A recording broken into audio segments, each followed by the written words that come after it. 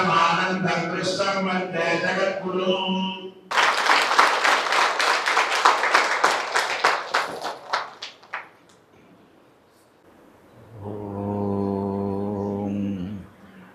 సర్వచైతన్యరూపాం తాం ఆద్యాం విద్యాం చ ధీమహి బుద్ధిం యానః ప్రచోదయాత్.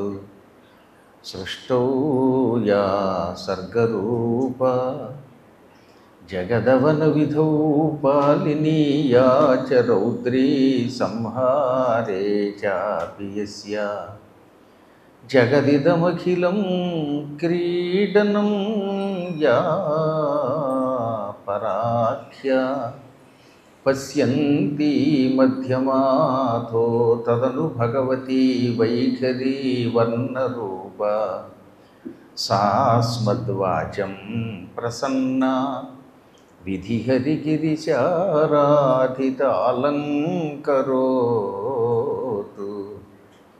శుక్లాంబరధరం విష్ణుం శశివర్ణం చతుర్భుజం ప్రసన్నవదనం ధ్యాయేత్ సర్వవిఘ్నోపశాంతయే. వందే గురుపదద్వంద్వమవాంగ్మానసగోచరం రక్తశుక్లప్రభామిశ్రమతర్క్యం త్రైపురం మహః. నారాయణం నమస్కృత్య నరం చైవ నరోత్తమం దేవీం సరస్వతీం వ్యాసం తతో జయముదీరయేత్.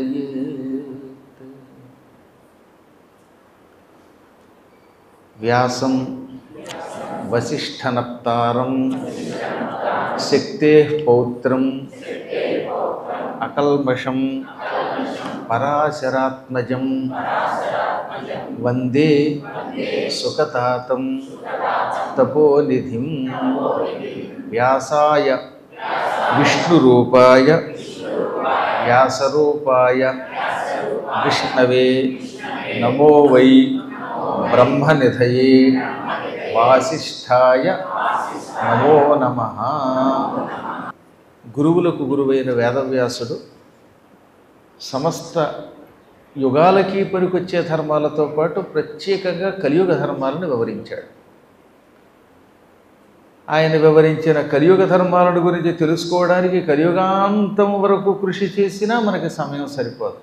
అయినప్పటికీ యథాశక్తిగా ఆయన మనకి ప్రసాదించిన అనేక గ్రంథాలలో ఉన్న సారాంశాన్ని ఎప్పటికప్పుడు అంతో ఎంతో తెలుసుకుంటున్నాం. ఆ మహానుభావుడు విష్ణుస్వరూపుడు. విష్ణోరంసో మునిర్జాతః సత్యవత్యాం పరాశరాత్. సత్యవతికి పరాశరుడి యొక్క అనుగ్రహంతో విష్ణువు యొక్క అంశతో ఆయన జన్మించాడు. అలా జన్మించి లోకశ్రేయస్సు కోసం బ్రహ్మసూత్రాలు, మహాభారతం, 18 పురాణాలు, ఉపపురాణాలు, అనేకములైన ధర్మశాస్త్రాలు లోకానికి అందించాడు. ఆయన ఎంతోమంది శిష్యులకి పురాణాలు చెప్పగా వాళ్ళు కూడా వాటిని విని వాళ్ళు కూడా వేద పండితులు కనుక ఈ వేదాలలో ఉన్న సారాంశాన్ని సామాన్య ప్రజలకి చేరువ చేయడం కోసమని సంకల్పించి కొన్ని సంహితలు ఇచ్చారు. అందులో వ్యాసుని ప్రధాన శిష్యుడు సూతుడు కూడా ఒక సంహితని మన కోసం అందించాడు. సూతుడు వ్యాసునికి ప్రధాన శిష్యుడు, పురాణవేత్త, అనేక పురాణములు లోకానికి అందించిన మహానుభావుడు ఆయన. ఇంతకీ సంహిత అంటే ఏమిటి? లోకహితం కోసం కూర్చినటువంటి కూర్పు, కలయిక, కొన్ని కథలు, కొన్ని ధర్మములు, ఇటువంటివన్నిటినీ ఓ పుస్తకం కింద సంకలనం చేస్తే దాన్ని కూర్పు అంటారు. ఇప్పుడు చాలామంది చూడండి, విష్ణు సహస్రనామం, లలితా సహస్రనామం, ఖడ్గమాల స్తోత్రం ఇవన్నీ కలిపి ఒక పుస్తకం కింద ప్రింట్ చేస్తున్నారు. ఇవన్నీ వీళ్ళు రాయలేదు. వీళ్ళు ఏం చేశారు? ఆ పురాణంలో ఈ పురాణంలో ఉన్న వాటిని అన్నిటినీ ఒక చోటకి చేర్చి కూర్పు చేసి లోకానికి అందించారు. అలా కాకుండా తన ప్రతిభతో వ్యాఖ్యానములు కూడా అందిస్తూ ఒక లోకహితం కోసం తయారు చేసినటువంటి గ్రంథాన్ని సంహిత అంటారు. ఇప్పుడు సూతుడు ఉన్నాడు, ఆయన మనకు అందించిన ధర్మాలండి వేదాల్లో ఉన్నాయి. ఈ వేదాలని వాళ్ళ గురువుగారు విభజించి ఈయనకి ఉపదేశించాడు. ఇది కాక వాళ్ళ గురువుగారు వేదవ్యాసుల వారు ఆయనకి పురాణాలను కూడా ఇచ్చాడు. అష్టాదశ పురాణాలు, అష్టాదశ ఉప పురాణాలు మొదలైనవి. వీటిల్లో ఉన్న సారాంశాన్ని తీసుకుని లోకానికి పనికొచ్చేటటువంటి ధర్మములను ఒక గ్రంథము రూపంలో లోకానికి అందించాడు సూతుడు. దాన్ని సూత సంహిత అంటారు. ఈ సూత సంహిత ఒక పురాణంలాగా ప్రత్యేకమైన కథతో వెళ్ళదు. దేవీ భాగవతం ఉన్నది, అమ్మవారి చరిత్రలు ఉంటాయి.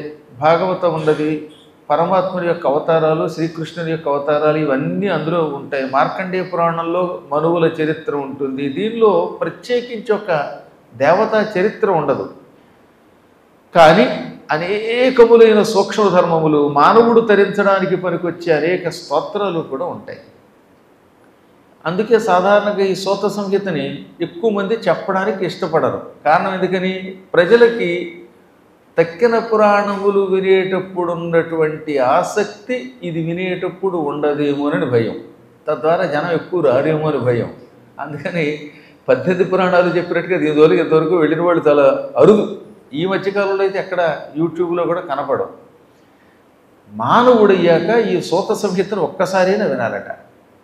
అందున ఇందులో ఉన్న కొన్ని ధర్మములు గురు శుక్రవారాలలో కానీ, పూర్ణిమ, రవి సంక్రమణం, ఏకాదశి, అమావాస్య, అష్టమి, త్రయోదశి, చతుర్దశి తిథులలో కానీ ఉదయం పూట యథాశక్తిగా ఎంతో కొంత మధ్యాహ్నం 12 లోపు 10 గంటల నుంచి 12 గంటల మధ్యలో వినగలిగితే అటువంటి వాడికి సంపూర్ణముగా జాతక దోషములు పరిహారం అయిపోతాయి. మానవుడి పుట్టాక జాతక దోషాలు లేకుండా ఎందుకుంటాయి? ఏ నక్షత్రంలో పుట్టినా ఎంత గొప్ప జాతకుడికైనా ఏదో ఒక జాతక దోషం ఉంటుంది. ఒక్కొక్కప్పుడు నవగ్రహాలు అనుగ్రహాలు ఉండకపోవచ్చు. వారి వారి కర్మల వల్ల కొన్ని కష్టాలు రావచ్చు.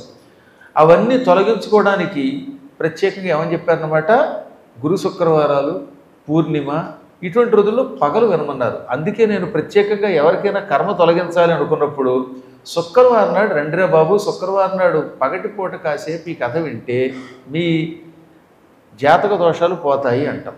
అంటే ఎక్కడి నుంచైనా వినొచ్చు అనుకోండి. ఇవాళంతా ఆన్లైన్లో వచ్చింది కాబట్టి, ఇదంతా ప్రత్యక్ష ప్రసారం అవుతుంది కాబట్టి ఇక్కడికి రాలేని వాళ్ళంతా చాలామంది, వేలాది మంది అసంఖ్యాకంగా దేశాల్లో విదేశాల్లో ఈ ప్రత్యక్ష ప్రసారం ద్వారా అఫీషియల్ ఛానల్ ద్వారా వింటున్నారు.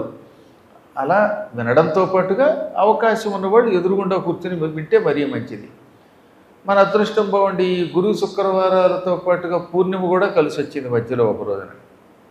సరే, ఏది ఏమైనా గురు శుక్రవారాల్లో మీకోసమని నేను పగటిపూట కూడా 1 గంట కేటాయిస్తున్నాను.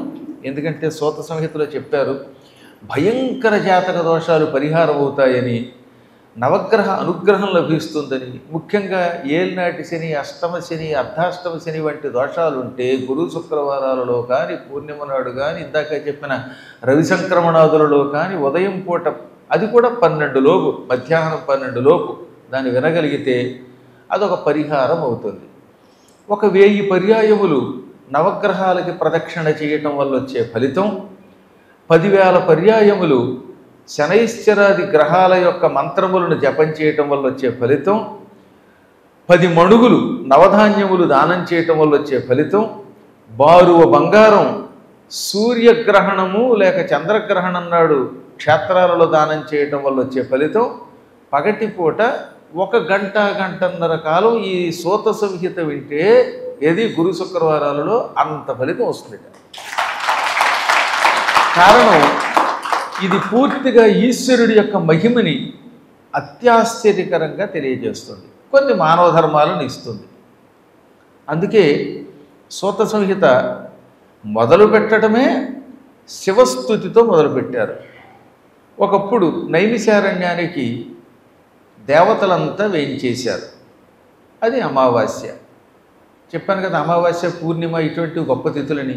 ఈ అమావాస్య నాడు నైమిషారణ్యంలో గోమతి స్నానం చేసి బంగారం దానం చేయడానికి దేవతలు కూడా మానవ రూపాలు ధరించి భూలోకానికి వచ్చారు. అదే సమయంలో అక్కడ సత్రయాగం చేస్తున్న 88,000 మంది ఋషులు కూడా ఉన్నారు. వీళ్ళంతా కలిసి ఏది మానవ రూపంలో ఉన్న దేవతలు, ఈ 88,000 మంది నిజమైన ఋషులు, వీళ్ళంతా గోమతిలో స్నానం చేయబోతూ ఉండగా సూతుడు కూడా వచ్చాడు. అందరూ సంకల్పం చెప్పుకొని గోమతిలో స్నానం చేశారు. చేశాక ముందు శివుణ్ణి ప్రార్థించారు. ఐశ్వరం పరమం తత్వం ఆదిమధ్యాంతవర్జితం ఆధారం సర్వలోకానాం అనాధారమవిక్రియం. ఈశ్వరుడు ఈ సమస్త లోకాలకి మూలకారకుడు. ఆయన కూడా ఒక రూపంతో దర్శనమిస్తాడు. కాకపోతే మన రూపాన్ని ఉపాధి అంటాం. ఈ రూపం ఉంటేనే మన ప్రాణం నిలబడుతుంది. ఒక్కసారి ప్రాణం పోతే ఈ శరీరం కూడా నాశనం అయిపోతుంది. విచిత్రం ఏంటంటే ప్రాణం ఉండాలంటే శరీరం ఉండాలి.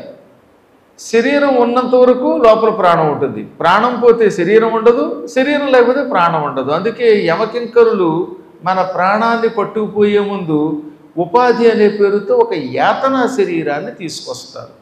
అదే దేవలోకానికి మనం వెడుతూ ఉంటే దేవతలు దివ్య శరీరం తెస్తారు. మొత్తం మీద ఏదో ఒక శరీరం ఉండాలి. అది దివ్య శరీరమో యాతనా శరీరమో ఇలాంటి పాంచభౌతికమైన మానవ శరీరమో ఏదో ఒక శరీరం ఉంటేనే ప్రాణం నిలబడగలుగుతుంది. ప్రాణం లోపల ఉన్నంత వరకే ఈ శరీరం కూడా కదులుతుంది. కాబట్టి ప్రాణము శరీరము ఒకదానితోటి సంబంధం కలిగి ఉంటాయి. ప్రాణం పోతే శరీరాన్ని ఎందుకు పనికిరాని దానిగా భావించి కుళ్ళిపోతుంది కనుక తగలబెట్టడమో పాతి పెట్టడమో చేస్తాం. అదే ఈ ప్రాణం నిలబడాలంటే కూడా దీనికి మళ్ళీ ఏదో ఒక శరీరం ఆధారంగా కావాలి. కానీ ఈశ్వరుడు ఏ ఆధారము లేకుండా ఒక రూపము ధరించి రూపముతో దర్శనమిస్తాడు. మళ్ళీ అంతటా వ్యాపించి ఉంటాడు. ఈ పంచభూతాల్లో ఉంటాడు, పంచభూతాలకు అతీతంగా ఉంటాడు. అందుకే దానికి ఐశ్వరము అంటే ఈశ్వరుని యొక్క శరీరము అని పేరు. ఇది పరమమైనది అనగా అన్నిటికీ అతీతమైనది. ఆది మధ్యాంతవర్జితము. ఒక రూపం చూడగానే ఇక్కడ మొదలు, ఇక్కడ మధ్య, ఇక్కడ పైన అంతము ఉన్నది అని చెప్పగలుగుతున్నాం. ఇప్పుడు నన్నే చూశారు మీరు. నిలబడి ఉన్నప్పుడు ఇదిగో ఈ పాదాలు కనపడ్డాయి. పాదములు ఆది మొదలు, ఎందుకంటే ఇక్కడి నుంచే నిలబడుతున్నాం కనుక. నడుముని మధ్య అంటారు. ఈ తలపైన ఇంకేం లేదు. ఇంకో తలకి ఏదన్నా పెట్టుకుంటే చెప్పలేం. కానీ ప్రస్తుతానికి ఒక తలకే ఉంది కనుక ఈ తల తర్వాత పైన ఏం లేదు కనుక ఇక్కడితో అంతమైపోయింది ఆ శరీరం. అందుకని ఆది మధ్య అంతములు ఉన్నాయి. కానీ అంతటా వ్యాపించిన పరమాత్ముడు ఆది మధ్య అంతరహితుడు. పైగా ఆయన త్రికాలాలకు అతీతుడు. ఇవాళ కనపడుతున్న ఈ రూపం మరి కొంతకాలం తర్వాత ఉంటుందో లేదో ఎవ్వరికీ తెలియదు. ఒకప్పుడు కొంతమంది ఉన్నారండి. కాలక్రమంలో ఇప్పుడు ఏమంటున్నాం, ఉన్నారుట అంటున్నామే కానీ వాళ్ళని చూసిన వాళ్ళు లేకుండా అయిపోయారు. అజ్ఞానంతో కొంతమంది రాముడు లేడు, కృష్ణుడు లేడు అని అనడం లేదు. కారణం ఏంటంటే వీడు ఆ రాముడు కృష్ణుడి కాలంలో చూసినటువంటి రూపంతో ఇక్కడ లేడు గనక. మన కంటికి కనపడకపోతే అది లేదని ఊహ నాస్తికులు చేస్తూ ఉంటారు. అంతే కదా, మన పెద్దలనే మర్చిపోతున్నాం. గట్టిగా కొంతమందిని మీ తాత పేరు ఏమిటంటే తెలియదు, వాడికి ముత్తాత పేరు అసలు తెలియదు. ఆ పైన ఉన్న తరాల వాళ్ళు ఎవరో ఎవరికి తెలియదు. గుండెల మీద చేసుకుని 3 తరాల క్రితం ఉన్నటువంటి వాళ్ళ పేర్లు చెప్పగలిగే వాళ్ళు ఎంతమంది ఉన్నారు ఇందులో? ఎవరూ కనపడటం లేదు. ఆయన చెప్తున్నారు ఒక 3-4 తరాల తర్వాత వాళ్ళు కూడా పాత వాళ్ళని చెబుతామని. 7 తరాల గురించి అడిగితే చెప్పలేని వాళ్ళు ఉన్నారు. ఓ 10 తరాలు అటు 14 ఇటు 14 తరాల వాళ్ళ గురించి చెప్పమంటే హడిలిపోతున్నాం. అవునా? అందువల్ల కొంతకాలం క్రితం ఏముందో తెలియదు. ప్రస్తుతం ఉన్న దాంట్లో కూడా ఈ క్షణంలో జరిగింది గుర్తుంటుంది. రేపు మళ్ళీ అడిగితే పద్మాకర్ గారు 1.5 గంట ఉపన్యాసం చెప్పారు, ఏం చెప్పారు గుర్తులేదు అది అంటున్నారు. అంటే ఆ వర్తమానం దాటితే మళ్ళీ గుర్తుండడం లేదు. ఇంకా జరగబోయేది ఎవరికీ తెలియకుండా ఉంది. జరగబోయేది అందరికీ తెలిస్తే ఈ ప్రపంచంలో ఎందుకు ఉంటుందండి? కొంతమంది తెలియని వాళ్ళు ఉంటారండి, మహామేధావులు అంటారు. వాళ్ళు ఏమంటారు తెలుసా? ఈ మధ్యన ఇలాంటి వాళ్ళు కూడా స్వయం ప్రకటిత దేవతలు కూడా తయారయ్యారు. అనగా, గురువుగారండి మీరు నెల్లాళ్ల క్రితమే నా కల్లో కనబడి అమరకంటక్ అన్నట్టు అయిందండి. ఆ తర్వాత మీరు నిజంగానే అమరకంటకానికి తీసుకెడుతున్నట్టుగా అనౌన్స్ చేశారండి అన్నాం. ఇన్ని తెలివితేటలు నెల్లాళ్ల క్రితమే నీకు తెలిసిపోతే నీకు ఇల్లు ఎప్పుడు వస్తుందో నీకు తెలియదా? నీ భవిష్యత్తులో నువ్వు ఎంతకాలం బతుకుతావో తెలియదా? నువ్వు ఎక్కడ ఉద్యోగం చేస్తావో నీకు తెలియదా? మళ్ళీ అవన్నీ తెలియడానికేమో గురువు గారు కావాలా? ఇటువంటి దొంగ తెలివితేటలు కొందరికి ఉంటాయండి. ఇది భయంకరమైన లక్షణం. ఇది ఒక మోసం, ఇది ఒక కపటత్వం. నిజంగా సర్వము తెలిసినటువంటి వాడు సర్వజ్ఞుడు ఈశ్వరుడు తప్ప ఎవడో ఉండడు. కానీ కొంతమంది నేను మాతాజీ జై మాతాజీ నా కాళ్ళకి దండం పెట్టండి, నాకు భూత భవిష్యత్తు వర్తమానాలు తెలుస్తాయి. ఈ మధ్యని మా శిష్యుడు ఒకడున్నాడు, వాడి దగ్గరికి ఒక ఆవిడ వచ్చిందిట. వచ్చి నాకు జరిగింది జరగబోయేది అన్నీ తెలిసిపోతాయండి, నేను అమ్మవారినండి, అమ్మవారు ఉపాసకురాలని, అమ్మవారు నాలో ప్రవేశించింది, నాకు 3వ కన్ను తెరుచుకుంది అందుట. 3వ కన్ను ఎక్క. అప్పుడు వాడు చెయ్యెత్తాడు. ఈ చేత్తో లాగి నేను గోప మీద కొడతానా కొట్టనా చెప్పు, భూత భవిష్యత్ వర్తమానాలు తెలిసే కదా. ఇప్పుడు ఆవిడికి పెద్ద సమస్య. కొడతావు అంటే నిజంగా వాడు కొట్టడేమో. అప్పుడు ఏమవుతుంది, ఆవిడ అన్నమాట అబద్ధం. నువ్వు కొట్టమంటే నాకు గోప మీద కొడతాడేమో. పైగా కొట్టేవాడు ఇంత లావుగా ఉన్నాడు, దిట్టంగా ఉన్నాడు ఆ పక్కనే. లాగి కొడితే కళ్ళు తిరిగి పడుతుంది. అందుకని ఏమేమేమేమేంది ఇలాగా వాడికి మండిందనమాట. కాబట్టి అలా అసత్యాలు ఆడేవాడిని పక్కన పెడితే అంత తేలికేం కాదు భూత భవిష్యత్ వర్తమానాలు తెలియటువంటి. ఇంకోటి రహస్యం చెప్పనా, తెలిసిన వాడు అబద్ధాలు ఆడటం. మేము ఇంతకాలం అయింది ఏమండి మీ జాతకం చెబుతామని ఒక్కళ్ళతో అన్నావా, మీ భవిష్యత్తు తెలుస్తుంది మాకు. ఎన్నాళ్ళు ఇంత ఉపాసన చేసి ఇన్ని ఉపన్యాసాలు చెప్పినా ఏమండో నా దగ్గరకు వచ్చేయండి మీ భవిష్యత్తు చెబుతాం అని అనడం లేదు. ఆఖరికి జగద్గురువులు శంకరపీఠంలో కూర్చున్న గురువులు ఒక్కనాడు ఎవరికైనా మీ భవిష్యత్తు ఎలా ఉంటుందో చెబుతారు, చెప్పరు. అది ధర్మం కాదు. అంతటి వాళ్ళే అత్యవసరమైతే తప్ప చెప్పరే. అటువంటిది తెల్లవారు లేస్తే అందరితో తగాదా పడేవాళ్ళు, అన్ని పిచ్చి వేషాలు వేసేవాళ్ళు, వీళ్ళకి భూత భవిష్యత్ వర్తమానాలు తెలుస్తాయా? కాబట్టి ఇప్పుడు జరిగినది తెలియటం లేదు, వర్తమానం అది పూర్తిగా తెలియటం లేదు, భవిష్యత్తులో ఏం జరుగుతుందో తెలియదు. అందువల్ల మనం త్రికాలములకు అతీతులం కాము, త్రికాలాలకి లొంగి ఉన్నాం. మన భవిష్యత్తు మన చేతిలో ఎప్పుడు పూర్తిగా ఉండదు. మన ప్రయత్నం మనం చేయవలసిందే, కష్టపడవలసిందే, కానీ ఫలితం ఏమిటో తెలియదు. ఈ మూడింటికి అతీతుండి కనుక పరమాత్ముని ఏమన్నారు, కాలాతీత అన్నారు. అటువంటి కాలాతీతుడైన పరమాత్ముడు సమస్త లోకాలకి ఆధారభూతుడు.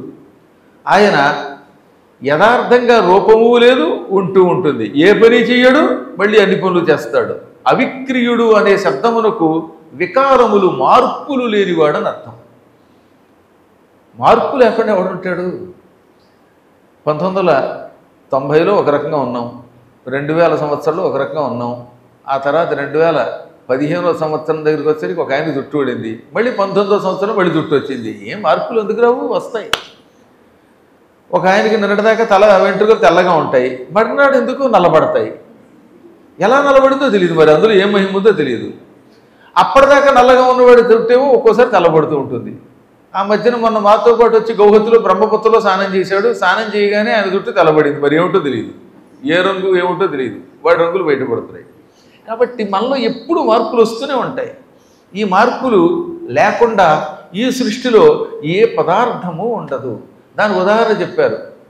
పండున్నది, ముందేమవుతుంది, పువ్వు తయారైంది, మామిడి పువ్వు. ఆ మామిడి పువ్వు క్రమంగా పిండి అయ్యింది, పిండి పెద్దదయ్యింది. ఈ పచ్చికాయ మామిడికాయ ఆవకాయకి వరకు వచ్చింది. ఆవకాయ పెట్టకుండా చెట్టుకు వదిలేస్తే అది పండిపోయింది, పండాక తినకపోతే కుళ్ళిపోతుంది, పురుగులు పడతాయి, టెంక అవి కిందకి రాలిపోతాయి, తర్వాత మళ్ళీ మట్టిలో కలిసిపోతాయి. అదృష్టం బాగుంటే ఈ టెంక మళ్ళీ ఇంకో చెట్టు అవుతుంది, ఆ టెంకలో సారం లేకపోతే అది ఎందుకు పనికి రాకుండా పాడైపోతుంది. కాబట్టి ఫలాలలో మార్పు ఉంటుంది, వృక్షములలో మార్పు ఉంటుంది, లతలలో మార్పు ఉంటుంది, బీజములలో మార్పు ఉంటుంది, కట్టిన వస్తువులన్నిటిలో మార్పు ఉంటుంది, గృహాలలో మార్పు ఉంటుంది. కిందకి ఏడాది ఉన్న ఇల్లు ఈ ఏడాది అలా ఉండటం లేదుగా.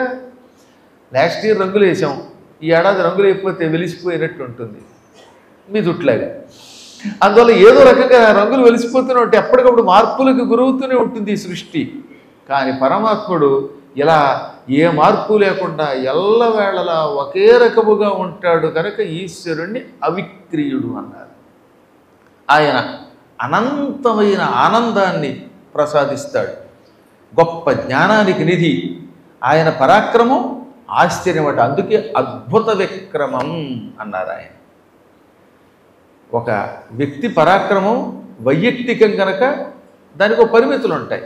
ఓ మిలిటరీలోకి వెళ్ళాడు ఒక సైనికుడు, ఆ సైనికుడి పరాక్రమం ఓ 10 మందిని చంపగలడు, 20 మందిని చంపగలడు. ఆ తర్వాత ఆయన శరీరం నీరసానికి గురవుతుంది.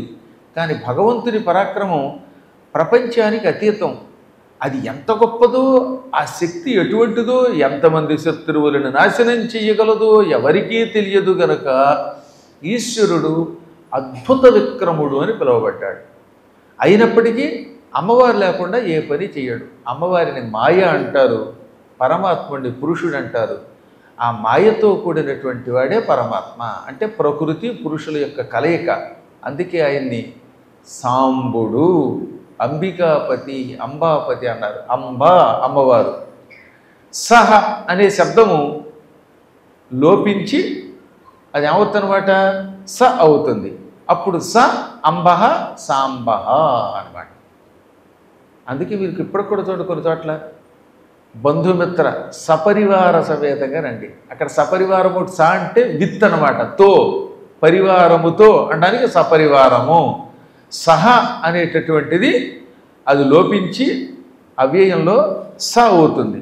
కాబట్టి సహ అంబ, అదే సహ లోపించి స అంబ సాంబ అంటే అంబయా సహిత, అమ్మతో కూడినవాడు, అమ్మతో కలిసినవాడు. అటువంటి ఈశ్వరుడికి నమస్కారం. ఈ ఈశ్వరుడికి అనీశ అని ఒక బిరుదు ఉన్నది. అనీశం ప్రణమామ్యహం అనగా అనీశ్వరునికి నమస్కరిస్తున్నాను. ఇంతకీ అనీశ అంటే ఆయనకి పైన మరొక అధిపతి లేడు, ఆయనే తనకు తానే అధిపతి. సాధారణంగా లోకంలో ప్రతివానికి వాడు ఎంత గొప్పవాడైనప్పటికీ వాడి పైన ఇంకో అధిపతి ఉంటాడండి. ఓ రాజు, ఆ రాజు గారి మీద ఇంకో రాజు, ఆయన రాజాధిరాజు. ఇలా ఈ ప్రపంచంలో ప్రతి అధిపతికి పైన ఒక అధికారి ఉంటాడు. ఓ గుమాస్తా మీద ఆఫీసరు, ఈ ఆఫీసర్ మీద పై ఆఫీసరు, పై ఆఫీసర్ మీద ఇంకో ఆఫీసరు. సూపర్లేటివ్ డిగ్రీ భూమి మీద లేదు అసలు. మళ్ళీ ఇంత గొప్ప ఆఫీసర్ని అదుపులో పెట్టడానికి అవసరమైతే తప్పు చేస్తే ఓ జడ్జి గారు ఉంటాడు, న్యాయాధిపతి. కానీ పరమాత్ముడు అలా కాదు, తనకు తానే అధిపతి. ఆయనకి పైన మరొక ఈశ్వరుడు లేడు గనక అనీశ అన్నాడు ఆయన. అటువంటి స్వామికి నమస్కరిస్తున్నాము అని సూతుడు, దేవతలు, మానవులు నైమిషారణ్యంలో ఒక అమావాస్య నాడు గోమతిలో స్నానం చేసి ఈశ్వరుణ్ణి ప్రార్థించారు. అనంతరం యజ్ఞం దగ్గర కూర్చున్నారు.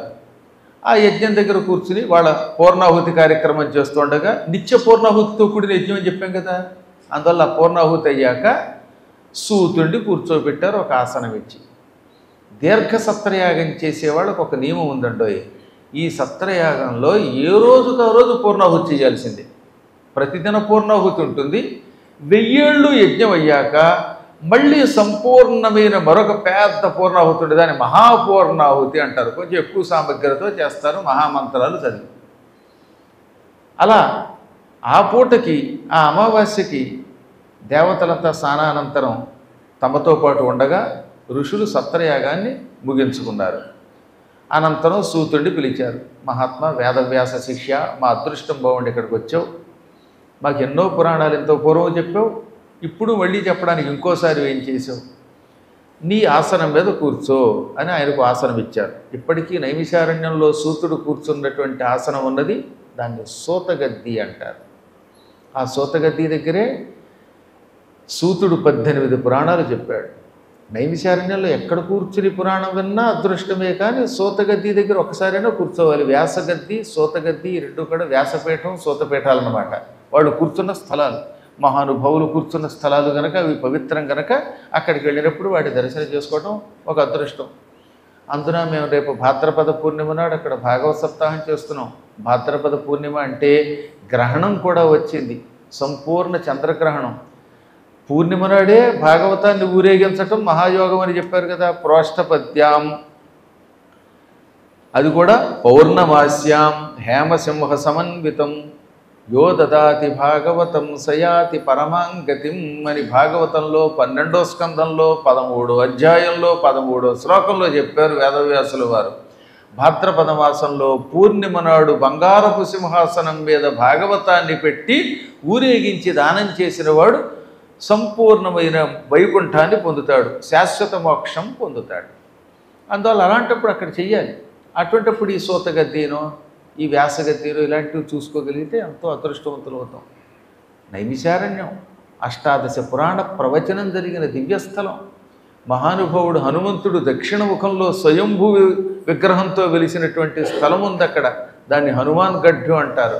హనుమాన్ గఢీ, గడ్డు, గడ్డ అనే శబ్దానికి హనుమంతుడు ఉండే స్థలం అని అర్థం అనమాట.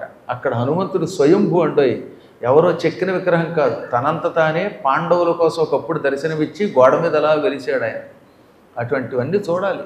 ఏదో వెళ్ళాం వచ్చాం అన్నట్టుగా కాకుండా, గ్రామం గచ్చం తృణం స్పృశన్ అన్నట్టు కాకుండా, ఓ స్థలానికి వెళ్ళినప్పుడు అక్కడ చూడవలసినవన్నీ చూడాలి. ఒక ఆయన వెళ్ళాట గ్రామానికి, ఎందుకు వెళ్ళాడో మర్చిపోయాడు. ఊరు వెళ్ళాడు కాబట్టి అక్కడికి వెళ్ళాక అక్కడ గడ్డి పరకను ముట్టుకున్నట్ట. అందుకని గ్రామం గచ్చన్ తృణం స్పృశన్. వెళ్ళాడు గ్రామానికి, గడ్డి పరకని అలా పుట్టుకున్నాడు. ఎందుకు వచ్చామో మర్చిపోయాం కదా అని వెళ్ళిపోయాడు బాబు. అందుకని పుల్లయ్య వేమవరం సామెత కూడా పుట్టిందిలాంటి. పరమానందయ్య గారి దగ్గర పుల్లయ్యను శిష్యుడు ఉండేవాడు. పాపవాడికి గురువుగారు ఏదైనా పని చెబితే అత్యుత్సాహం, చేసేయాలనే కోరిక, బుర్ర తక్కువ. ఓ రోజున రాత్రిపూట గుడిసె బయట ఉన్నాడు వాడు. గుడిసెలోనేమో గురువుగారి భార్య ఉన్నారు. హఠాత్తుగా గురువుగారు భార్యతోటి, రేపు పుల్లయ్యని వేమవరం పంపాలి అన్నాడు. వీడు బయట నుంచి విన్నాడు. గురువుగారి మీద భక్తి నాకు ఎక్కువ కదా, ఇదో గొప్ప భక్తి అండి వాడికి. గురువుగారు కనపడినప్పుడల్లా గురువుగారి పాదాలు వచ్చి అడుగుని దుమ్ము తీసి ఎత్తువేది రాసేసుకునేవాడు. అందుకని వాడు గురుభక్తుడు ఏమో అనుకుంటారు. అందుకని గురువుగారి మీద పరమభక్తి కదా. గురువుగారు రేపు నన్ను వేమవరం పంపాలనుకున్నారు, ఆయన చెప్పేలోపే వెళ్ళొచ్చేద్దాం అనుకుని రాత్రికి రాత్రి ఏది గురువుగారు తలుపేసుకుని నిద్రపోతూ ఉంటే ఎందుకు వెళ్ళాలి ఏమిటి ఏం అడగకుండా బయలుదేరాడు. ఆ వేమవరం వెళ్ళే దారిలో మధ్యలో శ్మశానం ఉంది. ఆ శ్మశానంలో రాత్రిపూట పిశాచాలు విందు చేసుకుంటున్నాయి. ఈ కంగారులో వీడు ఆ శ్మశానానికి వెళ్ళాడు. ఆ పిశాచాలు వీడిని పట్టుకున్నాయి. బాబోయ్ అన్నాడు, పక్కన మురిగ్గొంటలో పడ్డాడు. ఆ మురిగ్గొంటలోంచి బయటికి లేచేసరికి కుక్కలు వెంటబడ్డాయి. ఈ కుక్కలు తప్పించుకునేసరికి తోడేళ్ళు నక్కలు ఆ రోజుల్లో, ఇప్పుడు నక్కలు తోడేళ్ళు లేవులండి, మనుషులు ఎక్కువైపోయారు. అందువల్ల ఇవన్నిటినీ తప్పించుకుని అతి కష్టం మీద ఆ వేమవరం వెళ్ళి, అమ్మ గురువుగారు చెప్పినట్టు వేమవరం వెళ్ళానని మళ్ళీ అక్కడి నుంచి పరిగెత్తుకుని సూర్యోదయ సమయానికి ఇంటికి వచ్చేసాడు. అప్పటికి గురువుగారు స్నానం చేసి, ఒరే పుల్లయ్య ఇలా రారా అనగానే, గురువుగారు మీరు ఎందుకు పిలిచారో తెలుసు, మీరు రాత్రి అమ్మగారితో నన్ను వేమవరం పంపాలని అనుకుంటూ ఉండగా విన్నాను, అందుకే మీరు చెప్పేలోపే రాత్రికి రాత్రి వేమవరం వెళ్ళాను, వచ్చేసాను అన్నట్టు. ఎందుకు వెళ్ళావు? అదంతా నాకెందుకు, మీరు పంపాలనుకున్నారు, నేను వెళ్ళాను వచ్చేసానండి. అప్పటి నుంచి పుల్లయ్య వేమవరం, వ్యవహారంలో పుల్లయ్య వేమవరం అండం మొదలెట్టాం. కాబట్టి దానివల్ల ఉపయోగం లేదు. ఒక క్షేత్రమునకు వెళ్ళినప్పుడు ఆ క్షేత్రములో ఏమేమి చూడాలో, అక్కడ ఏమి చెయ్యాలో సంపూర్ణముగా తెలుసుకొని ఆ పద్ధతి ప్రకారం యాత్ర చేస్తేనే దానివల్ల ప్రయోజనం. మందు వేసుకునేవాడు మందుకి తగిన విధానంతో మందు వేసుకుంటేనే ఆ మందు పనిచేస్తుంది. రాత్రి పడుకునే ముందు 2 మాత్రలు అంటే మధ్యాహ్నం వేసుకుంటే ఉపయోగం ఉందా? అలా ఏ పనైనా సరే కార్యక్రమాన్ని శాస్త్రోక్త రీతిలో చేస్తే ఉపయోగం. అందువల్ల మనం అక్కడికి వెళ్ళినప్పుడు ఈ సూత్ర సంహిత, వ్యాస సంహిత, ఇలాంటి సంహితలు ఎంతో కొంత వినాలి. ఇదిగో వ్యాసుడు పురాణం చెప్పడానికి కూర్చున్న గద్ది, వ్యాసుని యొక్క గద్ది, సూతుని యొక్క గద్ది, అవి హిందీ వాళ్ళు సూత గద్ది అంటారు కాబట్టి మనం అనేస్తున్నాం. ఆ గద్ది శబ్దం హిందీ పదమే, తెలుగులో కూడా గద్ది అయిపోయింది, అక్కడి నుంచే వచ్చింది. మన తెలుగులో అయితే సూత గద్ది అనకూడదు, ఎందుకంటే గద్ది తెలుగులోకి వచ్చింది కనుక, సూత సంస్కృతం కనుక. అయినప్పటికీ హిందీ వాళ్ళ పద్ధతిలో మనం సూత్ గద్ది, వ్యాస గద్ది అంటాం. అలాగే ఆంజనేయుడిది, అక్కడున్న చక్రతీర్థము, గోమతి స్నానము, సీత మొదలైనటువంటి మహానుభావులు స్నానం చేసినటువంటి స్థలాలు, దధీచి మిశ్రిత కొండము, రుద్రావర్తము, ఇవన్నీ ఒకసారి చూడాలన్నమాట. అందులో సూతుణ్ణి మొత్తం మీద ఆయన ఆసనం మీద కూర్చోబెట్టారు. ఆ తర్వాత అన్నారు, ఈ మానవ జీవితం ఎంతకాలం ఉంటుందో మాకు తెలియదు, ఎంత తొందరగా ఈ మానవ జీవితాన్ని తరింప చేసుకుని పునర్జన్మ లేకుండా చేసుకుందామా అని మేము భావిస్తున్నాం. మాకు జన్మ అంటే భయంగా ఉన్నది. అందువల్ల మహాత్మా, నీకు వీలున్నంత వరకు ఈ జన్మతోటే మోక్షం పొందడానికి ఏం చేయాలో చెప్పు అనగా అప్పుడు ఆయన చెప్పాడు, సూత సంహిత అనే పేరుతో నేను కొన్ని ధర్మములను, ఈశ్వర స్తుతులను, చెయ్యవలసిన పనులను రాశాను. వాటిని మీకు వినిపిస్తాను. ఇవి వింటే మానవులు తరిస్తారు. ఈ విషయాన్ని మా గురువుగారు వ్యాసుడు చెప్పాడు, అదే మీకు చెబుతున్నాను. ఈ సంహిత దాదాపు 72 సర్గలతో ఉంటుంది. ఈ సర్గల్ని అధ్యాయములను కూడా పిలుస్తారు. అందువల్ల వీటిని శ్రద్ధాసక్తులతో వినండి. మీకు వీలున్నంత వరకు ఇందులో ఉన్నటువంటి వాటిని ఆచరించడానికి ప్రయత్నించండి. ఆచరించలేకపోతే వినకూడదనే భయం అక్కర్లేదట. ఒక్కొక్కప్పుడు అన్ని పనులు చేయలేకపోయినా వినడం వల్ల కూడా ఫలితం వస్తుంది. అందరం ధర్మాలు చేయగలుగుతామా? ధర్మాలు కనీసం వినడం కూడా లేకున్నారండి. అందుకని ఏమన్నారంటే పురాణములు చదవలేకపోయినా వినడం, వినలేకపోతే పుస్తకాన్ని పూజించడం. ఇప్పుడు అక్కడ పుస్తకాలు ఉన్నాయి, ఆ పుస్తకాన్ని అందరూ చదవలేకపోతే ఇంట్లో పెట్టి ఒక పూజ చేసినా చాలు. పూజితం యద్గృహే నిత్యం, ఇంట్లో నిత్యం పెట్టుకుని పురాణమును భక్తి శ్రద్ధలతో పూజించినంత మాత్రం చేతనే ధర్మ అర్థ కామ మోక్షములనే 4 లభిస్తాయి. అందుకు కనీసం పూజించాలి. అందులో ఈ సూత సంహిత కూడా ఒక గొప్ప పురాణమే. సర్గశ్చ ప్రతిసర్గశ్చ వంశో మన్వంతరాణి చ వంశానుచరితంచైవ పురాణం పంచలక్షణం. పురాణము అనగా 5 లక్షణములతో కూడినది. పురాణములో 5 లక్షణాలు ఉంటాయి. అందులో ఒకటి సర్గ అనగా సృష్టి ఎలా ఆరంభమయ్యింది. సృష్టి చాలాసార్లు మొదలైందిగా, ఎన్నోసార్లు సృష్టి జరిగింది, మళ్ళీ ప్రళయం వచ్చి నాశనం అయిపోయింది, మళ్ళీ సృష్టి అవుతూనే ఉంటుంది. ఇలా ఎప్పటికప్పుడు కొత్తగా సృష్టి ఎలా మొదలవుతున్నదో తెలియజేసే ఘట్టమును సర్గ అంటారు. ఇంకా ప్రతిసర్గ అంటే ప్రళయం. ఈ సృష్టి జలప్రళయంలోనో, అగ్ని ప్రళయంలోనో, వాయు ప్రళయంలోనో, ఇంకో కారణం చేతనో నాశనం అయిపోతూ ఉంటుంది ఎప్పటికప్పుడు. దీన్ని అవాంతర సృష్టి అని కూడా అంటారు. ఈ ప్రళయాన్ని ప్రతిసర్గ అంటారు. ఇంకా వంశము, సూర్యుడు, చంద్రుడు మొదలైనటువంటి మహానుభావుల వల్ల కొంతమంది పుట్టుకొచ్చారు. వాళ్ళందరినీ ఏమంటాం? సూర్యుడి యొక్క వంశస్థులు అన్నాం. వంశము అనగా మహాపురుషుల నుంచి ఆవిర్భవింపబడినది. మహాపురుషుల యొక్క శరీరము నుంచి ఆవిర్భవింపబడిన పురుషుల యొక్క తరములను వంశము అంటారు. సూర్యుడు, ఆ సూర్యుడి నుంచి వైవస్వత మనువు, వైవస్వత మనువు నుంచి ఇక్ష్వాకువు, మళ్ళీ ఆ ఇక్ష్వాకు యొక్క కుమారుడు వరసగా 10 మంది. వీళ్ళ దగ్గర నుంచి ఆ వంశం అలా సాగింది. ఇది వంశం, సూర్యవంశం. అలాగే చంద్రుడు ఇలా అని పేరు కలిగిన వాడిని పెళ్లి చేసుకున్నాడు. వాళ్ళ వల్ల బుధుడు పుట్టుకొచ్చాడు. అదిగో బుధుడి యొక్క కొడుకు పురూరవుడు. ఇక్కడి నుంచి వరసగా వాళ్ళ వంశం. పురూరవుడు నుంచి నహుషుడు, నహుషుడు నుంచి యయాతి, ఇదంతా కూడా చంద్రవంశం. ఇలా కాకుండా అప్పుడప్పుడు కొంతమంది మహర్షుల నుంచి కూడా కొంతమంది పుట్టుకొచ్చారు. భృగు మహర్షి యొక్క సంతానం ఇది భార్గవ వంశము. భృగువు, ఆయన కొడుకు శుక్రుడు, మళ్ళీ ఆయన కొడుకుల్లో చవనుడు, ఆయన కొడుకుల్లోనే ఇంకొక ఆయన, వీళ్ళ యొక్క సంతానం ఇదంతా భార్గవ వంశం. అలాగే అంగిరుడు అని ఒక మహర్షి ఉన్నాడు. ఆయన నుంచి వచ్చిన వాళ్ళంతా ఆంగిరస వంశం వాళ్ళు అన్నమాట. అందుకని వాళ్ళని అంగిరులు అన్నారు. ఇలా ఎంతోమంది మహానుభావులైన ఋషుల నుండి, దేవతల నుండి, గ్రహాల నుండి ఆవిర్భవించినటువంటి వాళ్ళంతా వంశస్థులని పిలువబడతారు. ఈ వంశమును వర్ణించడం కూడా పురాణములో ఉంటుంది. ఇంకా మన్వంతరము, 71 దివ్యయుగముల కాలను మన్వంతరము అంటారు. ఒక మనువు యొక్క అంతరంలో 71 దివ్య యుగములు ఉంటాయి. ఈ దివ్యయుగముల కాలము, ఈ కాలములో ఎటువంటి వాళ్ళు పుట్టారు, ఎలాంటి మార్పులు వచ్చాయి, దీన్నంతా వర్ణించడాన్ని మన్వంతరము అంటారు.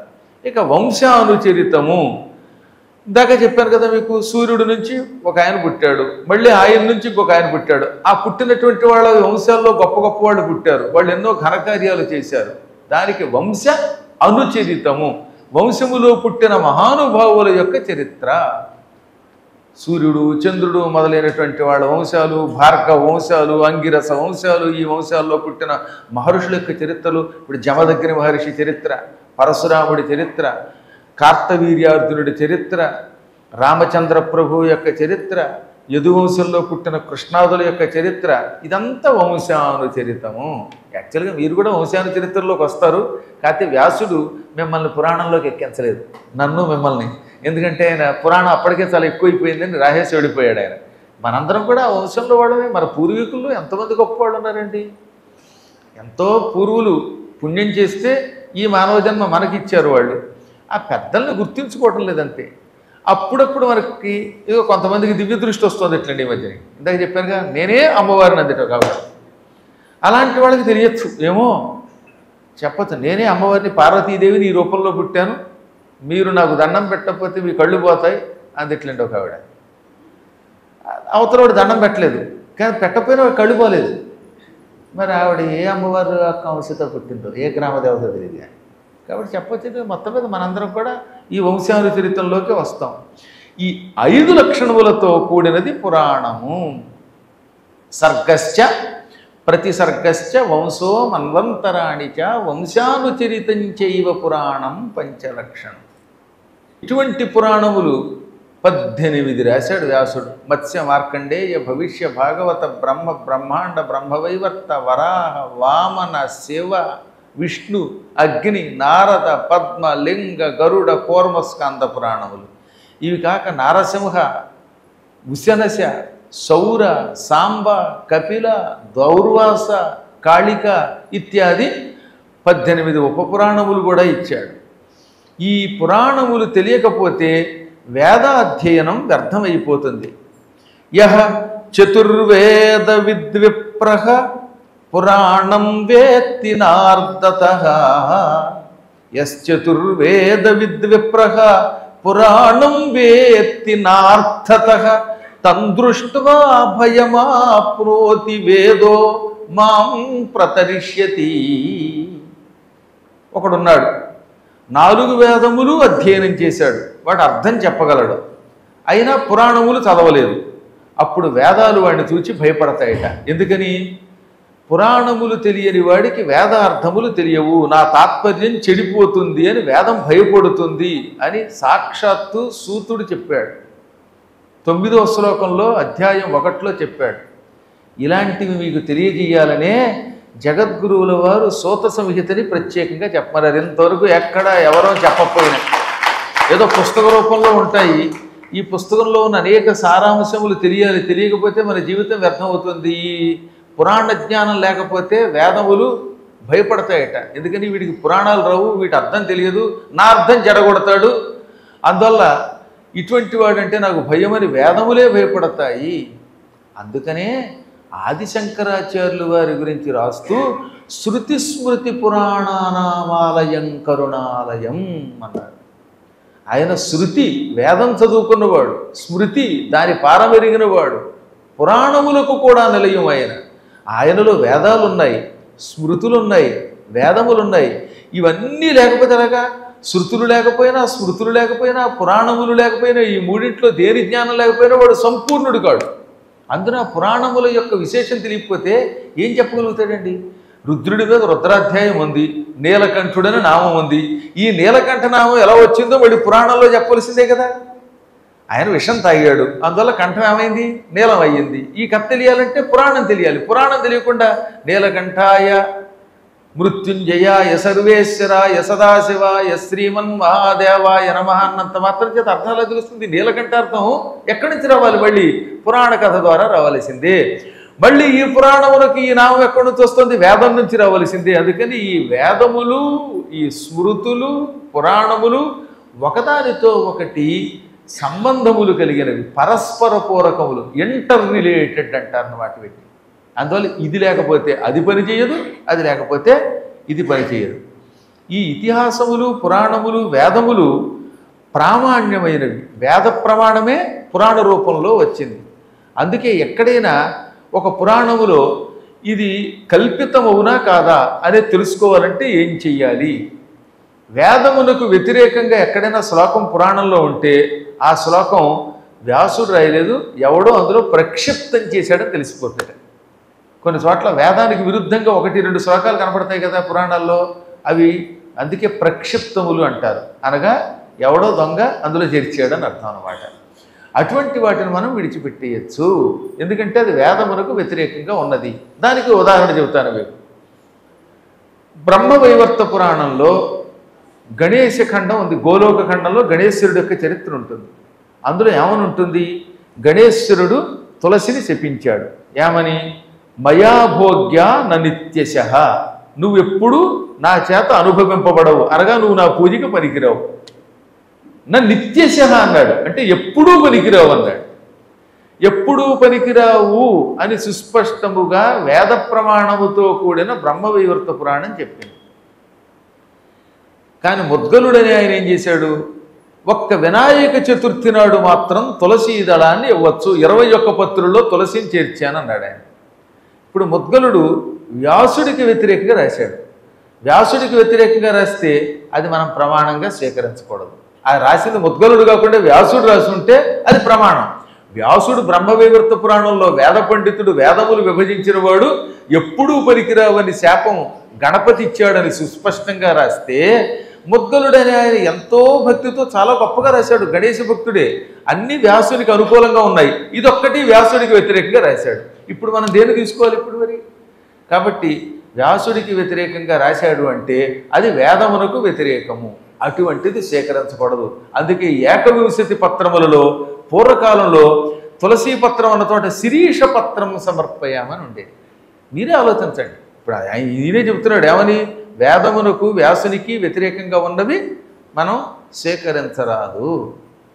అందుకనే భారతంలో అయినా, విష్ణు పురాణం వంటి పురాణాల్లో అయినా ఎక్కడైనా పొరపాటున వేద ప్రమాణములకు వ్యతిరేకముగా ఒక శ్లోకం కనపడితే అది ఎవరో కావాలని ప్రక్షిప్తం చేశారని అర్థం. అటువంటి వాటిని ఎప్పుడు స్వీకరించకూడదటండి. ఎప్పుడు భారతం భారతమే. భారతంలో చాలా జాగ్రత్తగా ఎక్కడ వేదమునకు విరుద్ధం కాకుండా రాశారు. ఇప్పుడు ఆ భారతాన్ని ఎవడో సినిమాగా తీశాడు, అందులో భీముణ్ణి అర్జునుడిని విలన్గా చిత్రీకరించి కర్ణుడిని దానవీర సువర్ణ కర్ణుడు అన్నాడు అనుకోండి, అది వేదానికి వ్యతిరేకంగా మాట్లాడటం అవుతుంది. అప్పుడు అలా చేసినటువంటి వాడు వేదం వ్యతిరేకమైన పని చేయటం వల్ల దుర్మరణం పాలైన అవుతాడు, లేదా ఘోర నరకానికైనా వెడతాడు. అందుకని వేదానికి ఎప్పుడూ వ్యతిరేకంగా వెళ్ళకూడదు. ఇలాంటి వాటిని కల్పించి నోటికొచ్చినట్టు చెప్పకూడదు. అసలు ఎందుకు వస్తాయో తెలియదు కానండి, భారతానికి ఏ సంబంధం లేని దరిద్రపు సినిమాలు చాలా వచ్చేసాయి. అటువంటి వాటిల్లో కర్ణుడిని మహానుభావుడి కింద చిత్రీకరించడానికి కొందరు ప్రయత్నించారు. దుర్యోధనుణ్ణి, పాపాత్ముణ్ణి, ఇలాంటి వాళ్ళందరినీ గొప్పవాడుగా చిత్రీకరించడం. రావణాసురుణ్ణి ఏకంగా రావణ బ్రహ్మాండం, వాడు బ్రహ్మ ఏమిటాడు, వాడు మహా రాక్షసుడు వాడు. అటువంటి వాళ్ళని మహాత్ములుగా చిత్రీకరిస్తే అది పాపం. ఎందుకంటే వేదమునకు వ్యతిరేకంగా పెడుతున్నాం కనుక. రామాయణంలో లేనిది, భారతంలో లేనిది మనం కల్పించి చెబుతున్నాం కనుక. ఈ కల్పిత కథలు వీటి మీద పట్టు లేనటువంటి వాళ్ళు, మాబోటి వాళ్ళ దగ్గర పురాణములు విననటువంటి వాడు నిజం అనుకుంటాడు కదా. దానివల్ల ఏమనుకుంటాడు అనమాట, అయ్యి బాబోయ్ అర్జునుడి కంటే కర్ణుడు గొప్పట్ట, వాడు దానం చేసేట, వాడు వీరుట్ట, వాడు సూరుట్ట, నీ మొహంట అంటే అది ఎంత ప్రమాదం అవుతుందండి, అది ప్రమాదం.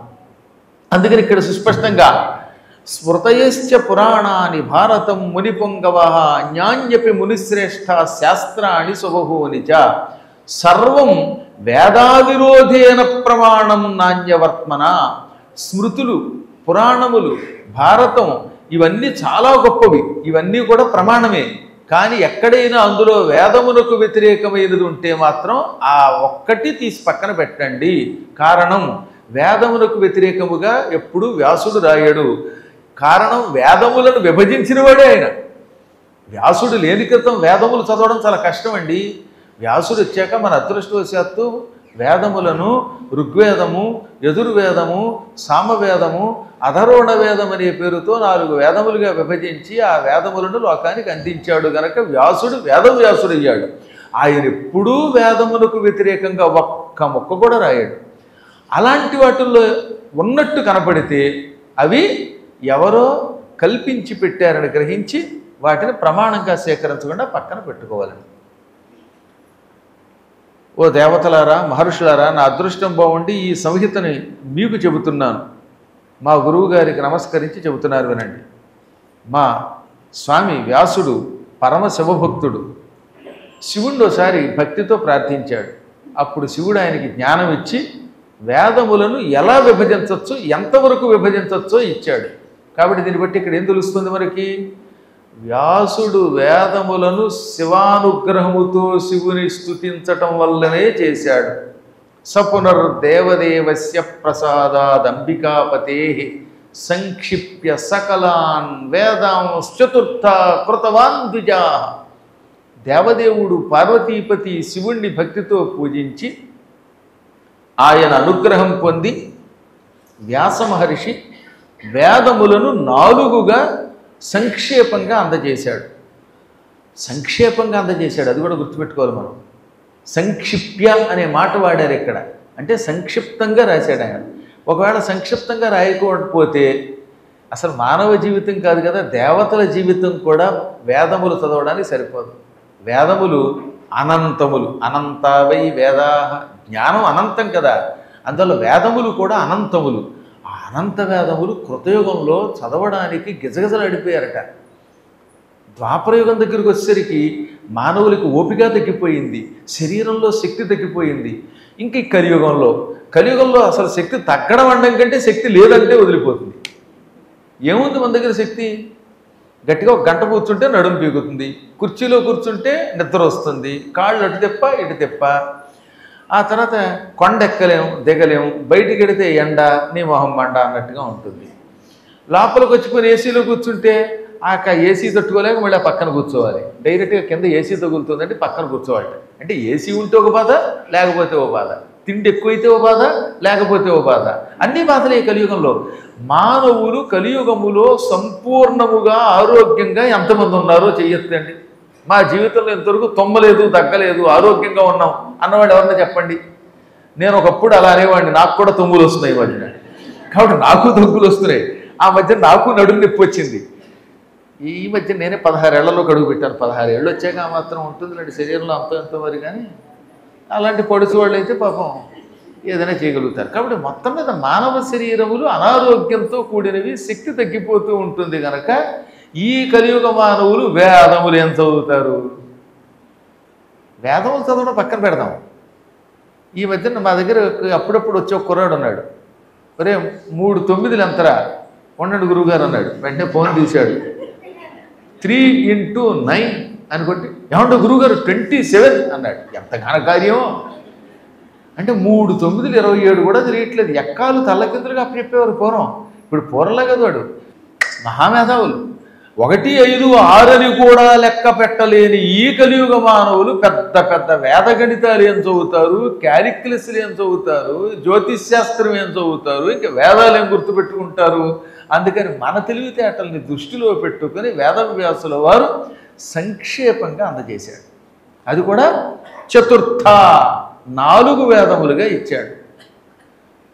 ఋగ్వేద ప్రథమం ప్రోక్తో యజుర్వేదస్తతః పరః తృతీయ సామవేదాఖ్యః చతుర్థోథర్వ ఉచ్యతే. అందులో మొదటి వేదమును ఋగ్వేదము అని పిలిచారు. రుక్కు అంటే క్రమము, ఒక క్రమ పద్ధతిలో వెళ్ళేటటువంటి దివ్య వేదం, దానికి రుక్ అని పేరు పెట్టాడు. రెండవ దానికి యజుర్వేదము అని పేరు పెట్టాడు. మూడవది సామవేదము, స్వరప్రధానమైనది. ఇక 4వది అధర్వణ వేదం. మళ్ళీ ఋగ్వేదాన్ని 21 శాఖలుగా విభజించాడు ఏకంగా. ఋగ్వేదంలో 21 శాఖలు ఉన్నాయని సూత సంహిత చెబుతున్నది. యజుర్వేదం 101 శాఖలుగా, అంత వేదం ఒకేసారి చదవలేరు కదా, అందుకని పార్ట్లుగా భాగములుగా చేశాడు. 101 శాఖలుగా విభజించాడు. అధర్వణ వేదాన్ని 9 శాఖలు చేశాడు. సామవేదం దగ్గరకు వచ్చేసరికి సరిపోలేదట, అందుకని 1000 శాఖలుగా విభజించాడు. అందుకే సామవేదం సంపూర్ణముగా నేర్చుకుని ఈ 1000 శాఖలని అప్పగించాలంటే మానవునికి ఆయుర్దాయం కనీసం 5000 సంవత్సరాలు ఉండాలి. 5000 సంవత్సరాల ఆయువు ఉండి ప్రతిరోజు ప్రతిదినము 6 గంటల సేపు అధ్యయనం చేస్తే, ఎంత 6 గంటలు అధ్యయనం చేస్తే 1000 శాఖలు వాడు కంఠస్థం చేస్తాడు. మనకు ఆయువ 5000 సంవత్సరాల, గట్టిగా 50 ఏళ్ళు బతుకుతారో లేదో తెలియట్లేదు. ఎవడు ఎప్పుడు పోతాడో తెలియదు. ఈ ఉన్న 4 రోజుల్లో రోజు తుమ్ముతూ దగ్గుతూ మూలుతూ మా అండం.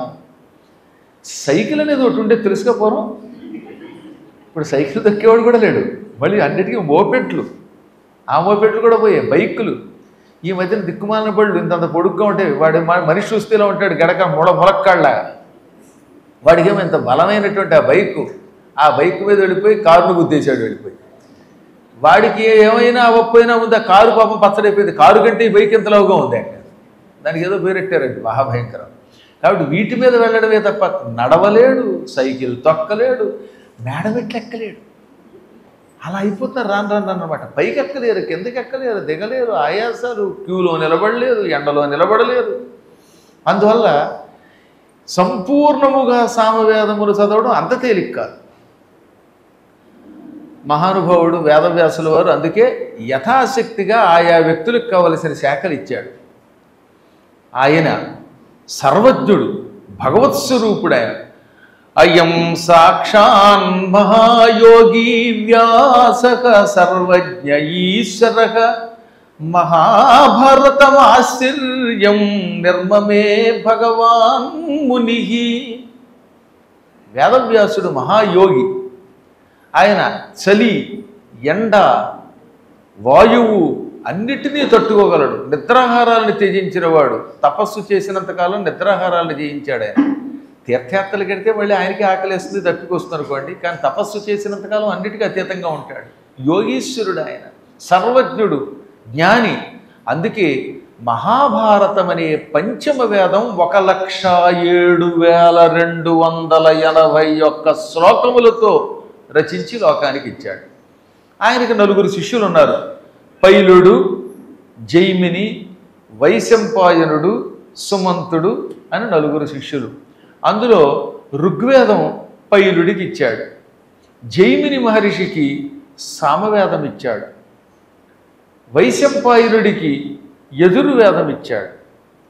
సుమంతుడనేవాడికి అధర్వణ వేదం ఇచ్చాడు. ఇప్పుడు ఆ సుమంతుడి పేరు చాలామంది పెట్టేసుకున్నారు, సుమంత్ అని. నిజంగా సుమంతుడు అనిపించుకోవాలంటే అధర్వణ వేదం బాగా చదవాలి. ఏ వేదము లేకపోయినా పేర్లు పెట్టుకుంటాం అనుకుంటే అది వేరే విషయం. అయినా మనిషికి పేరుకి సంబంధం ఉంది. ఈ మధ్యన పని చేయడానికని మాకు కాశీలో ఒక ఆవిడ వచ్చింది. ఏమంటే మీ పీఠంలో పనిచేస్తాను, నాకు ఉద్యోగం అవ్వండి అంటే, నీ పేరు ఏమిటంటే మహాలక్ష్మి అని. చిరిగిపోయిన బట్టలు కట్టుకుంది ఆవిడ మహాలక్ష్మిట. ఆ మహాలక్ష్మి ఏమవుతుందో తెలియదు. ఇంకోటి వచ్చాడు, వాడేమో ఉఫ్ఫంటి పడిపోతున్నాడు, ములక్కాళ్ళ ఉన్నాడు. నీ పేరు ఏమిటంటే భీమ్సేన్ అన్నాడు ఏకంగా. అందువల్ల ఏంటి చెప్పలేము. ఏం పనికి మాల పేరు పెట్టుకున్నాడు అనుకుంటే ఒక్కోసారి ఎందుకో పెంటయ్య అని పేరు పెట్టుకున్నాడు. వాడి దగ్గర సువాసన వచ్చింది, వాడి పేరు పెంటయ్య. కానీ వాడి దగ్గర సెంటు కొట్టుకుని ఫ్రెష్ అని కొట్టుకుని వచ్చాడు. ఎంత సువాసన! పాపం వాడికి అనవసరంగా పెంటయ్య అని పేరు పెట్టారు, వాడికి సువాసన అయ్య అని పేరు పెట్టుకుంటారు. కాబట్టి పేరుకి మనిషికి ఏమీ సంబంధం లేదు. మహానుభావులు సుమంతులు వారు అధర్వణ వేదం చదువుకున్నారు. ఇక చిట్ట చివర నన్ను సూతుడనే వాడిని పిలిచి 18 పురాణాలు ఇచ్చేది. సూతుడు చెబుతున్నాడుగా, అందువల్ల సూతుడు చెబుతున్నాడు అనమాట. నేను సూతుడిని, నన్ను మాత్రం మా గురువు గారు పిలిచి ప్రత్యేకంగా పురాణ కథలు నువ్వు చెప్పు. ఎందుకంటే పురాణం చెప్పేటప్పుడు నువ్వు చెబుతూ ఉంటే అవతలవాడు ఆనందంతో వింటాడు. నువ్వు బాగా చక్కగా చెబుతావు, సస్పెన్స్ మెయింటైన్ చేసి చెబుతావు, అవతలవాడికి అర్థమయ్యేలా చెబుతావు. కొంతమంది పురాణం చెబుతారు గొలుసు గట్టిగా, ఏం అర్థం కాదు, వాడు ఏం చెప్పాడో తెలియదు. సత్యనారాయణ వ్రత కథలు చెప్పట్లేదండి, ఎన్నిసార్లు వింటామో. ఆ వ్రత కథలు చెబుతున్నప్పుడు మాత్రం ఈ కొత్త పెళ్లి కొడుకు పెళ్లి కూతురు నిద్రపోతూ ఉంటారు. అసలే రాత్రి ముహూర్తంట. ముహూర్తం అంతా ఈ పెళ్ళయ్యాక పొద్దున్నే వ్రతానికి కూర్చోబెడతారు. ఆ చెప్పే ఆయనేమో ఆ యొక్క ఆకి యొక్క ఏమిటండి అసలు, ఏదో సర్వనామాలకి నామవాచకాలకి యొక్క అని వస్తుంది. రాముడు రాముని యొక్క, అతడు అతని యొక్క, ఆ ఈయలకు కూడా యొక్క, ఆ యొక్క, ఈ యొక్క, ఏ యొక్క, ఏమిటో మరి ఆకి యొక్క ఎందుకు వస్తుంది? ఈ వినేవాడికి గాఢంగా నిద్ర వస్తుంది. ఇద్దరు కలిసి ఇల్లా ఒకడి మీద పడతారు. ఈ పగలంతా ఈ పురాణంలో నిద్రపోతారు, రాత్రికి మెలుగుగా ఉండడానికి. అందువల్ల చెప్పొచ్చేది ఏంటంటే, అలా చెబితే పురాణం ఎక్కదు. పురాణం చెప్పేటప్పుడు అవతల వాడికి అద్భుతంగా తర్వాత ఏం జరిగిందో తెలియాలి, ఉత్సాహం కలగాలి. భీముడు గద పెట్టి యుద్ధం చేసేటప్పుడు భీముడు గదతో కొట్టాడు అని అది నిద్రపోయేలో చెప్తేలాగా, భీముడు గద ఎత్తాడు కణిళ్ళు మంది అంటే అప్పుడు వాడు ఆనందంతో వింటాడు. అది పురాణించడం అంటే. అందుకని సూతుడికి ఒక ప్రత్యేకత ఉన్నదండి. ఆయన పురాణం చెబుతూ ఉంటే అవతలవాడు రోమాంచమై వింటాడు, శరీరం గగుర్పాటు గుగురవుతూ ఉండగా వింటాడు. అందుకని పురాణములకు వాక్చాతుర్యం ఉండాలి. అద్భుతమైన కథలు చెప్పు ఉండాలి. అప్పుడు ఏదో రకంగా ఒకే రకంగా కొనుక్కుంటూ పోతే ఉపయోగం ఉంది. పురాణంలో నవరసాలు ఉంటాయండి. సమయ సందర్భాన్ని బట్టి వ్యాఖ్యానం చేయాలి. వ్యాసుడు చెప్పిన దాని యొక్క తాత్పర్యం తాను చెప్పగలిగిన వాడై ఉండాలి.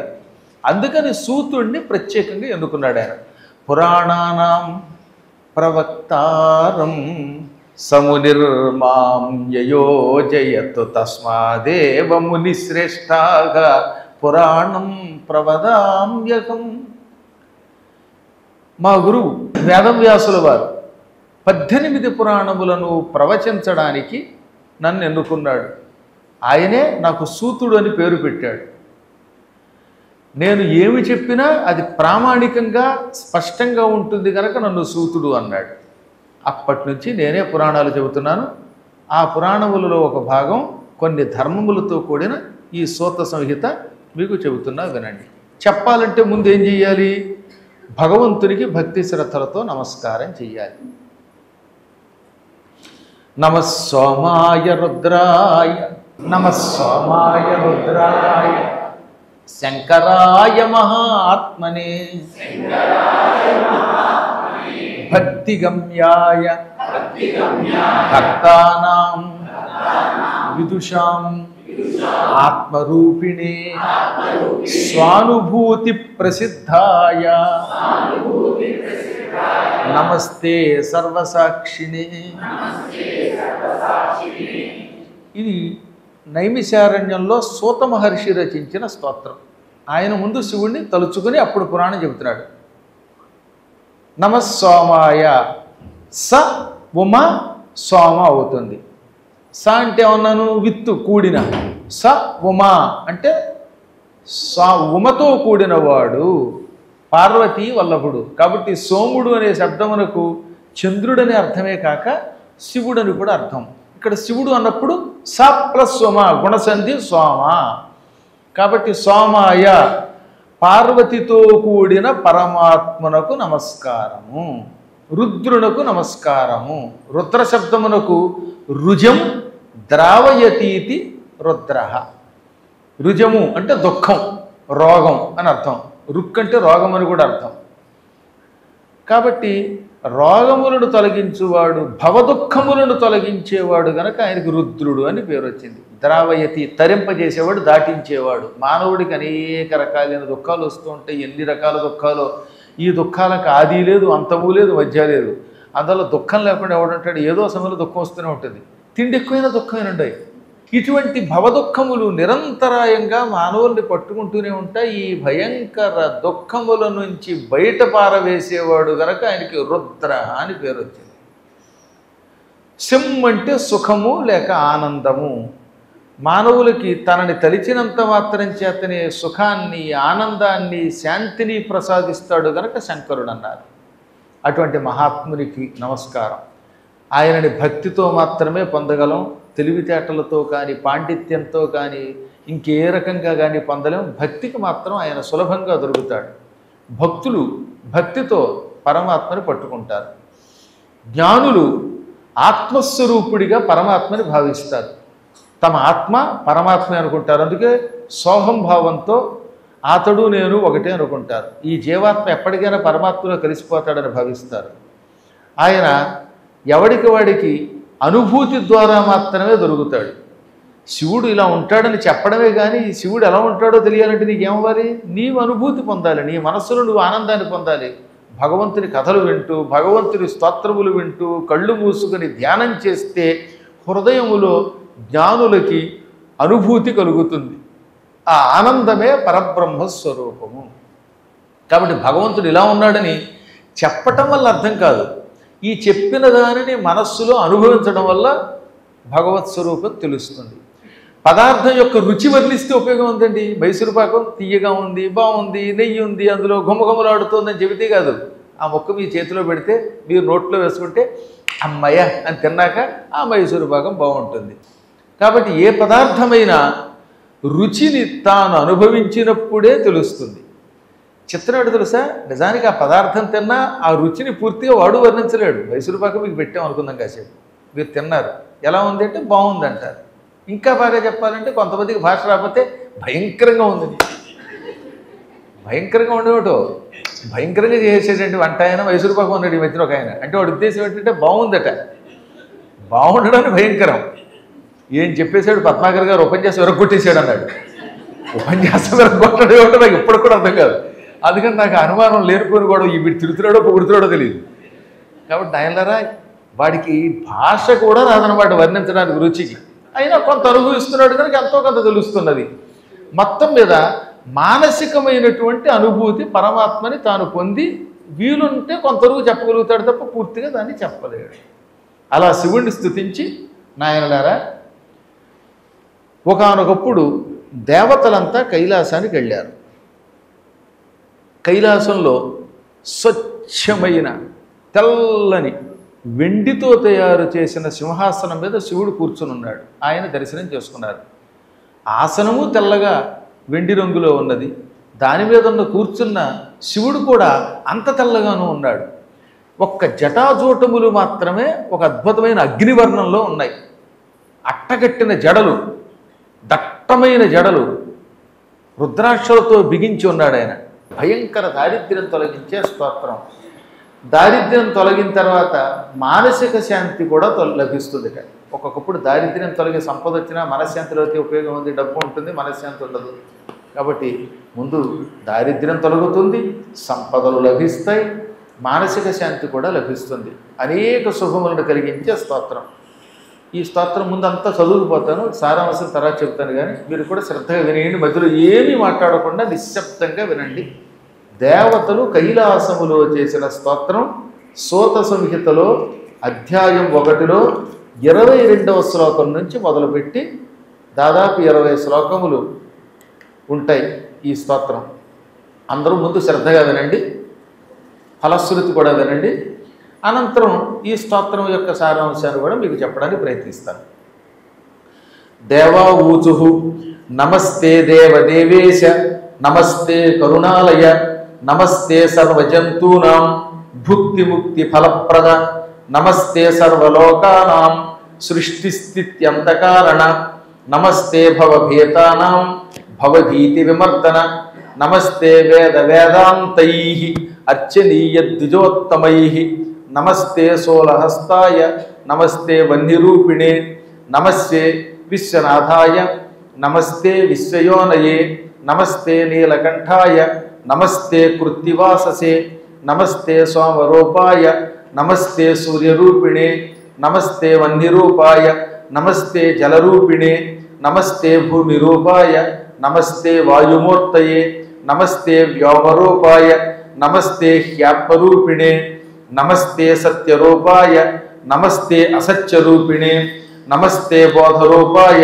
నమస్తే అబోధరూపిణే, నమస్తే సుఖరూపాయ, నమస్తే అసుఖరూపిణే, నమస్తే పూర్ణరూపాయ, నమస్తే అపూర్ణరూపిణే, నమస్తే బ్రహ్మరూపాయ, నమస్తే అబ్రహ్మరూపిణే, నమస్తే జీవరూపాయ, నమస్తే అజీవరూపిణే, నమస్తే వ్యక్తరూపాయ, నమస్తే అవ్యక్తరూపిణే, నమస్తే శబ్దరూపాయ, నమస్తే అశబ్దరూపిణే, నమస్తే స్పర్శరూపాయ, నమస్తే అస్పర్శరూపిణే, నమస్తే రూపరూపాయ, నమస్తే అరూపరూపిణే, నమస్తే రసరూపాయ, నమస్తే అరసరూపిణే, నమస్తే గంధరూపాయ, నమస్తే అగంధరూపిణే, నమస్తే దేహరూపాయ, నమస్తే అదేహరూపిణే, నమస్తే ప్రాణరూపాయ, నమస్తే అప్రాణరూపిణే, నమస్తే శ్రోత్రరూపాయ, నమస్తే అశ్రోత్రరూపిణే, నమస్తే త్వక్స్వరూపాయ, నమస్తే అత్వక్స్వరూపిణే, నమస్తే దృష్టిరూపాయ, నమస్తే అదృష్టిరూపిణే, నమస్తే రసనారూప, నమస్తే అరసనాత్మనే, నమస్తే రసనారూప, నమస్తే అరసనాత్మనే, నమస్తే ఘ్రాణరూపాయ, నమస్తే ఘ్రాణరూపిణే, నమస్తే పాదరూపాయ, నమస్తే అపాదరూపిణే, నమస్తే పాణిరూపాయ, నమస్తే అపాణిరూపిణే, నమస్తే వాక్స్వరూపాయ, నమస్తే అవాక్స్వరూపిణే, నమస్తే లింగరూపాయ, నమస్తే అలింగరూపిణే, నమస్తే పాయురూపాయ, నమస్తే అపాయురూపిణే, నమస్తే చిత్తరూపాయ, నమస్తే అచిత్తరూపిణే, నమస్తే మాతృరూపాయ, నమస్తే అమాతృరూపిణే, నమస్తే మానరూపాయ, నమస్తే అమానరూపిణే, నమస్తే మేయరూపాయ, నమస్తే అమేయరూపిణే, నమస్తే మితిరూపాయ నమస్తే అమితిరూపిణే నమస్తే సర్వరూపాయ నమస్తే అసర్వరూపిణే రక్ష రక్ష మహాదేవ క్షమస్వ కరుణాలయ భక్త చిత్త సమాసీన బ్రహ్మ విష్ణు శివాత్మక. 22వ శ్లోకం నుంచి 43వ శ్లోకం వరకు ఈ విధంగా దేవతలు స్తోత్రం చేశారు. అనగా 22 శ్లోకాలు 22తో కలిపితే ఈ 22 శ్లోకాలు ఒక అత్యాశ్చర్యకరమైనటువంటిది. ఆయన అవును కాదు అవును కాదు రెండూ చెప్పినటువంటి స్తోత్రం. అందుకే దుఃఖం నుంచి తొలగించేటటువంటి స్తోత్రం ఇది. జాతక దోషాన్ని పరిహారం చేసే స్తోత్రం ఇది. దేవతలకు కూడా అధిదేవతవి నీవు, కరుణాస్వరూపుడివి, సమస్త జంతువులకి భుక్తిని ముక్తిని ఫలాన్ని ఇచ్చే నీకు నమస్కారము. సమస్త లోకాలని సృష్టిస్తున్నావు, స్థితి అంటే పోషిస్తున్నావు, చివరికి అంతం చేస్తున్నావు అంటే సృష్టి స్థితి లయాలు మూడు చేసే నీకు నమస్కారం. ఈ సంసారం అంటే భయపడినటువంటి వాళ్ళకి సంసార దుఃఖం తొలగించి భవభీతిని నాశనం చేసే నీ కొరకు నమస్కారం. నిన్ను వేదాలు ఎలా ఆరాధించాలో చెబుతున్నాయి. వేదములేమో నిన్ను ఆరాధించే విధానం చెబుతున్నాయి. వేదాంతాలు నీ ఆరాధనతో పాటు నీ స్వరూపాన్ని కూడా బోధిస్తున్నాయి. ఈశ్వరుడు ఇలా ఉంటాడు, 10 చేతులతో ఉంటాడు, 5 తలలతో ఉంటాడు, శ్వేతవర్ణంలో ఉంటాడు, జటాజూటాలు ధరిస్తాడు, దానితో పాటుగా రుద్రాక్ష విభూతి మొదలైనవి ధరిస్తాడు. సృష్టి స్థితి లయము. మరొకటి ఏమిటి? త్రేతాగ్నుల స్వరూపం. 3 అగ్నులు, దక్షిణాగ్ని, గార్హస్థ్యాగ్ని, ఆహవనీయాగ్ని. ఇటువంటి స్వరూపమైన నీకు నమస్కారం. నీవు విశ్వమునకు నాథుడివి, ప్రపంచమంతటినీ పరిపాలిస్తావు, అందువల్ల విశ్వనాథుడు అన్నారు. అటువంటి నీ కొరకు నమస్కారం. విశ్వయోని అంటే ప్రపంచమంతా ఆయన నుంచి పుట్టింది, ప్రపంచాన్ని అంతటినీ సృష్టించడానికి మూలకారకుడయ్యాడు ఆయన. అటువంటి నీ కొరకు నమస్కారం. ఇక నీలకంఠుడివి. పూర్వం క్షీరసాగర మథనం చేస్తే ఆ క్షీరసాగర మథనంలో ముందుగా కాలకోటమే పుట్టింది, హాలాహలమే పుట్టింది, తర్వాత అమృతాదులు, తర్వాత ఎప్పుడో పుట్టాయి అనుకోండి. ఎప్పుడైనా సాధన చేసేవాడికి ముందు కష్టాలే మొదలవుతాయి. అంత మాత్రం చేత కంగారు పడకూడదు. ఈ నీలకంఠ శబ్దం మనకి ఒక గొప్ప సందేశం ఇస్తుందండి. ఓ 40 రోజుల పాటు నవగ్రహ ప్రదక్షిణ చేయమన్నాం. ఓ రోజు ప్రదక్షిణ చేశాక ఏదో కొంత గొడవ రాగానే అమ్మో నవగ్రహ ప్రదక్షిణ మొదలెట్టేవాడి గొడవలు వచ్చేయండి అని మానేస్తాట మూర్ఖులు. అదొక పరీక్ష. క్షీరసాగర మథనం చేస్తే సంపదలు వస్తాయి, లక్ష్మి వస్తుంది, ఉచ్చైశ్రవం పుడుతుంది, ఆఖరిని అమృతం వస్తుందని వాళ్ళు అనుకుంటే ముందు అవి రాలా, హాలాహలం పుట్టింది. భయపడలేదు వాళ్ళు. పరుగు పరుగున శివుడి దగ్గరికి వెళ్ళారు. ప్రభువో రక్షించన్నారు. ఆయన వాళ్ళ కోసమని అంత హాలాహలాన్ని చేతిలోకి తీసుకుని ఏది లోకమంతా వ్యాపించి నాశనం చేస్తున్న భయంకర కాలకోట విషాన్ని ఎంత నేరేడు పండు అంత ముద్దగా మార్చాడు, చేతిలోకి తీసుకున్నాడు. నేరేడు పండు మింగినట్టుగా మింగట్ట. సూక్ష్మ జంబూ ఫలము క్రియ అంటాడు భాగవతంలో. చిన్న నేరేడు పండట. జంబూ ఫలం అంటే నేరేడు పండు, అది కూడా సూక్ష్మ అన్నాడు. ఎంత నేరేడు పండు కాదు, బుల్లి నేరేడు పండుగా మార్చి గుటుక్కుని మింగేశాడు. పెద్ద సమస్య ఏమిటంటే ఈశ్వరుడికి బయట లోకాలు ఉన్నాయి, ఆయన ఉదరంలో లోకాలు ఉన్నాయి. అంటే బాహ్యలోకాలు, అంతర్లోకాలు. కడుపులోకి వెడితే కడుపులో ఉన్న లోకాలు నాశనం అవుతాయి, బయట ఉంటే హాలాహలం బయట ఉన్న లోకాలని నాశనం చేస్తుంది. అందుకని లోకములు లేని ఒకే ఒక్క స్థలం ఆయన కంఠంట. కంఠంలో మాత్రం లోకాలు లేవు, అందుకని గొంతుకులో నిలబెట్టుకున్నాడు ఆయన. ఎంత కష్టం అండి అది. మీకు ఒక కాఫీ కప్ ఇచ్చి, ఇప్పుడు కాదులేండి తర్వాత, గొట్టకేసి గొంతుకులో పెట్టుకోండి, కిందకి వెళ్ళకుండా అట్టే పెట్టండి అంటే ఏమట్టే పెడతారు? అసలు నాలుగు దాటితే కడుపులో గడిపోయినట్టే. కంఠంలో కాఫీయే నిలబెట్టలేం, ఇంకా కాలకోటం నిలబెడతాం మనం. అందువల్ల ఆ శివుడితో మనం ఎక్కడ మనం పోల్చుకుంటాం? గొంతుకులో అట్టే పెట్టి కిందకి దిక్కుండా అట్టక్కన అట్టే పెట్టాడు. కాఫీ పక్కన పెట్టండి, ఓ రహస్యం చెప్పి గొంతుకులో అట్టే పెట్టు బయటికి తీయొద్దంటేనే అందరికీ చెప్పేస్తారు. మా ఇంటి దగ్గర ఒక ఆయన ఉన్నాడు, ఆయనకి ఏదైనా రహస్యం చెబితే ఇద్దరికే చెబుతాడు, అడిగిన వాడికి అడగని వాడికి. ఒక రహస్యం దాచలేము, ఇంకా కంఠంలో విషయం చేస్తారు. అంతటి పరమాత్ముడు గనక, ఆయన మహాసామర్థ్యం కలిగినటువంటి వాడు గనక భయంకరమైన నల్లనైన విషాగ్ని జ్వాలల్ని కప్పేటటువంటి కాలకూటాన్ని కంఠంలో పెట్టి బంధించాడు. దాంతో ఏమైపోయింది? తెల్లగా ఉండే శివుడి శరీరంలో ఈ కంఠం మాత్రం నీలమైపోయింది. అప్పటి నుంచి నీలకంఠుడు అయ్యాడు ఆయన. లోకరక్షణ కోసం విషం మింగితే అది కంఠంలో ఉండి ఆయన కంఠాన్ని నీలంగా మారిస్తే అది కూడా ఆయనకు ఆభరణమైందిట. మెడలో నెక్లెస్ వేసుకుని అందులో ఇంద్రనీలమణి పెట్టుకున్నట్టు ఉందన్నారు ఆయన. అందుకని ఏమన్నారు, కప్పు కలిగి తొడవు కరణి మిగిలే అని పోతన గారు భాగవతంలో 8వ స్కంధంలో రాస్తాడు. కప్పు అంటే తెలుగులో కప్పు, ఇంగ్లీష్లో సియూపి కప్పు కాదు, తెలుగులో కప్పు అంటే నలుపు. కప్పు కలిగి అంటే నలుపు వచ్చింది. తొడవు కరణి మిగిలే అనగా ఆభరణంలో ఉందిటది. లోకోపకారం చేసిన మహానుభావులు ఏం చేసినా అది వాడికి ఒక ఆభరణం, ఒక అందం అవుతుంది. కంఠం అంతా కాస్త నీలంగా ఉంటే అంత అందం వచ్చిందండి ఆయనకి. ఇప్పుడు ఈ మధ్యన వాడు ఎవడో అన్నాడు, గురువు గారు తెగ తిరగడం వల్ల మీ కళ్ళ దగ్గర నలుపు వచ్చింది, అది కూడా ఎంత అందంగా ఉందో అన్నాడు. నిజంగా పోలేమో, నేను అంత అందంగా ఉన్నానేమో, నేను మురిసిపోయాను. శివుడికి కంఠంలో నలుపు వస్తే నాకు కళ్ళ దగ్గర నలుపు వచ్చింది, ఇది కూడా నాకు ఆభరణమే అని. అఫ్కోర్స్ మీ అందరికీ నలుపే, కాకపోతే మీరు రంగులు వేసుకుంటారు, మేము వేసుకోవట్లేదు, అంతే తేడా. మేకప్ లేదు కాబట్టి ఇలా కనపడతాం కనుక నేను మేకప్ వేస్తే ఇప్పటికి కూడా నాకు వయసు ఎంత అండి, 16 ఏళ్ళకు ఒక ఏడాది తక్కువ. అందులో చెప్పొచ్చేది ఏంటంటే పరమాత్ముడు ఆ విధంగా ఎంతో అందంగా కనపడ్డాడు. అప్పటి నుంచి నీలకంఠుడు అన్నారు, నమస్తే నీలకంఠాయ. ఆ విధంగా నీలకంఠుడవైన నీ కొరకు నమస్కారం. కృత్తివాససే, కృత్తివాస శబ్దానికి వాస శబ్దం వస్త్రం. కృత్తివాస అనగా చర్మమును, పులి చర్మాన్ని, గజ చర్మాన్ని అప్పుడప్పుడు వస్త్రంగా ధరిస్తాడు. ఒక్కొక్కప్పుడు వ్యాఘ్ర చర్మం, ఒక్కొక్కప్పుడు గజ చర్మం. ఈ చర్మమును ధరిస్తున్నాడు ఆయన. కాబట్టి సంస్కృతంలో వాస శబ్దం సకారాంత నపుంసకలింగ శబ్దం, దానికి వస్త్రం అని అర్థం. అది సకారాంత నపుంసకలింగ శబ్దము అనడానికి ఉదాహరణగా మనం భగవద్గీత చదువుకోవచ్చు. వాసాంసి జీర్ణాని యథా విహాయ నవాని గృహ్ణాతి నరోపరాణి తథా శరీరాణి విహాయ జీర్ణాన్యాని సంయాతి నవాని దేహి. అక్కడ వాసాంసి అంటే వస్త్రములు, యథ ఏ విధంగా, విహాయ విడిచిపెట్టి, నవాని కొత్త వాటిని, గృహ్ణాతి ధరిస్తున్న. ఆ విధంగా ఏ విధంగా అయితే పాత బట్టలు విడిచిపెడతాడో అనడానికి అక్కడ వాస శబ్దం అందంగా వాడాడు భగవద్గీతలో మహానుభావుడు. అది కృష్ణుడిదే, వ్యాసుడు రాశాడు అనుకోండి. ఈ మాట ఎందుకు చెప్తానంటే, ఇక మీదట ఎప్పుడన్నా సంస్కృతంలో వాసస్ అనే శబ్దం వచ్చిందంటే వస్త్రం అని గుర్తుపెట్టుకోవాలి.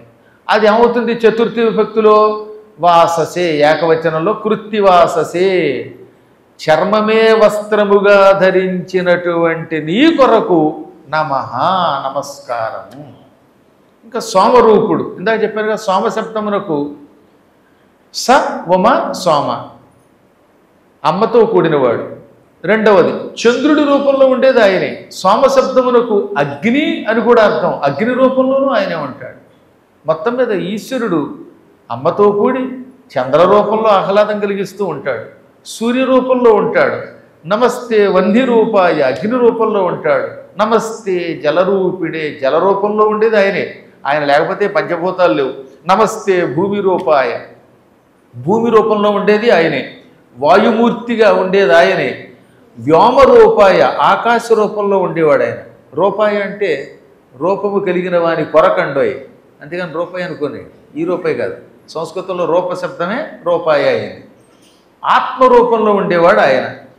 ఆయనే సత్యం. ఇంకిక్కడి నుంచి ఏంటంటే 28వ శ్లోకం నుంచి నమస్తే సత్యరూపాయ నమస్తే అసత్యరూపిణి, అది రెండంకి వేసి నమస్తే అసత్యరూపిణి, నమస్తే సత్యరూపిణి అని ఉంటుంది. కాబట్టి రాసేటప్పుడు నమస్తే సత్యరూపిణి అని ఉన్నా అర్థం చెప్పేటప్పుడు విడదీసి చెప్పుకోవాలి. మీకోసం విడదీసి చదివాను దాకా. సత్యరూపం నీది, అసత్యం నీవే, అంటే సత్యం అసత్యం నీవే. నమస్తే బోధరూపాయ నమస్తే అబోధరూపిణి, జ్ఞానస్వరూపుడివి నీవే, అజ్ఞానస్వరూపుడివి నీవే, సుఖరూపుడివి నువ్వే, అసుఖరూపుడివి నువ్వే, బ్రహ్మరూపుడివి నీవే, బ్రహ్మ కానటువంటి వాడివి నీవే. అందుకే నమస్తే బ్రహ్మరూపాయ నమస్తే అబ్రహ్మరూపిణి, నమస్తే జీవరూపాయ నమస్తే అజీవరూపిణి. అంటే జీవరూపంలో ఉండేది నీవే, జీవం లేకుండా పోయిన వాడివి నువ్వే. అందుకే శవం కూడా శవం అన్నారండి. అసలు నన్ను అడిగితే బతికున్నాడు కంటే చచ్చినవాడు ఎక్కువ పుణ్యాత్ముడు.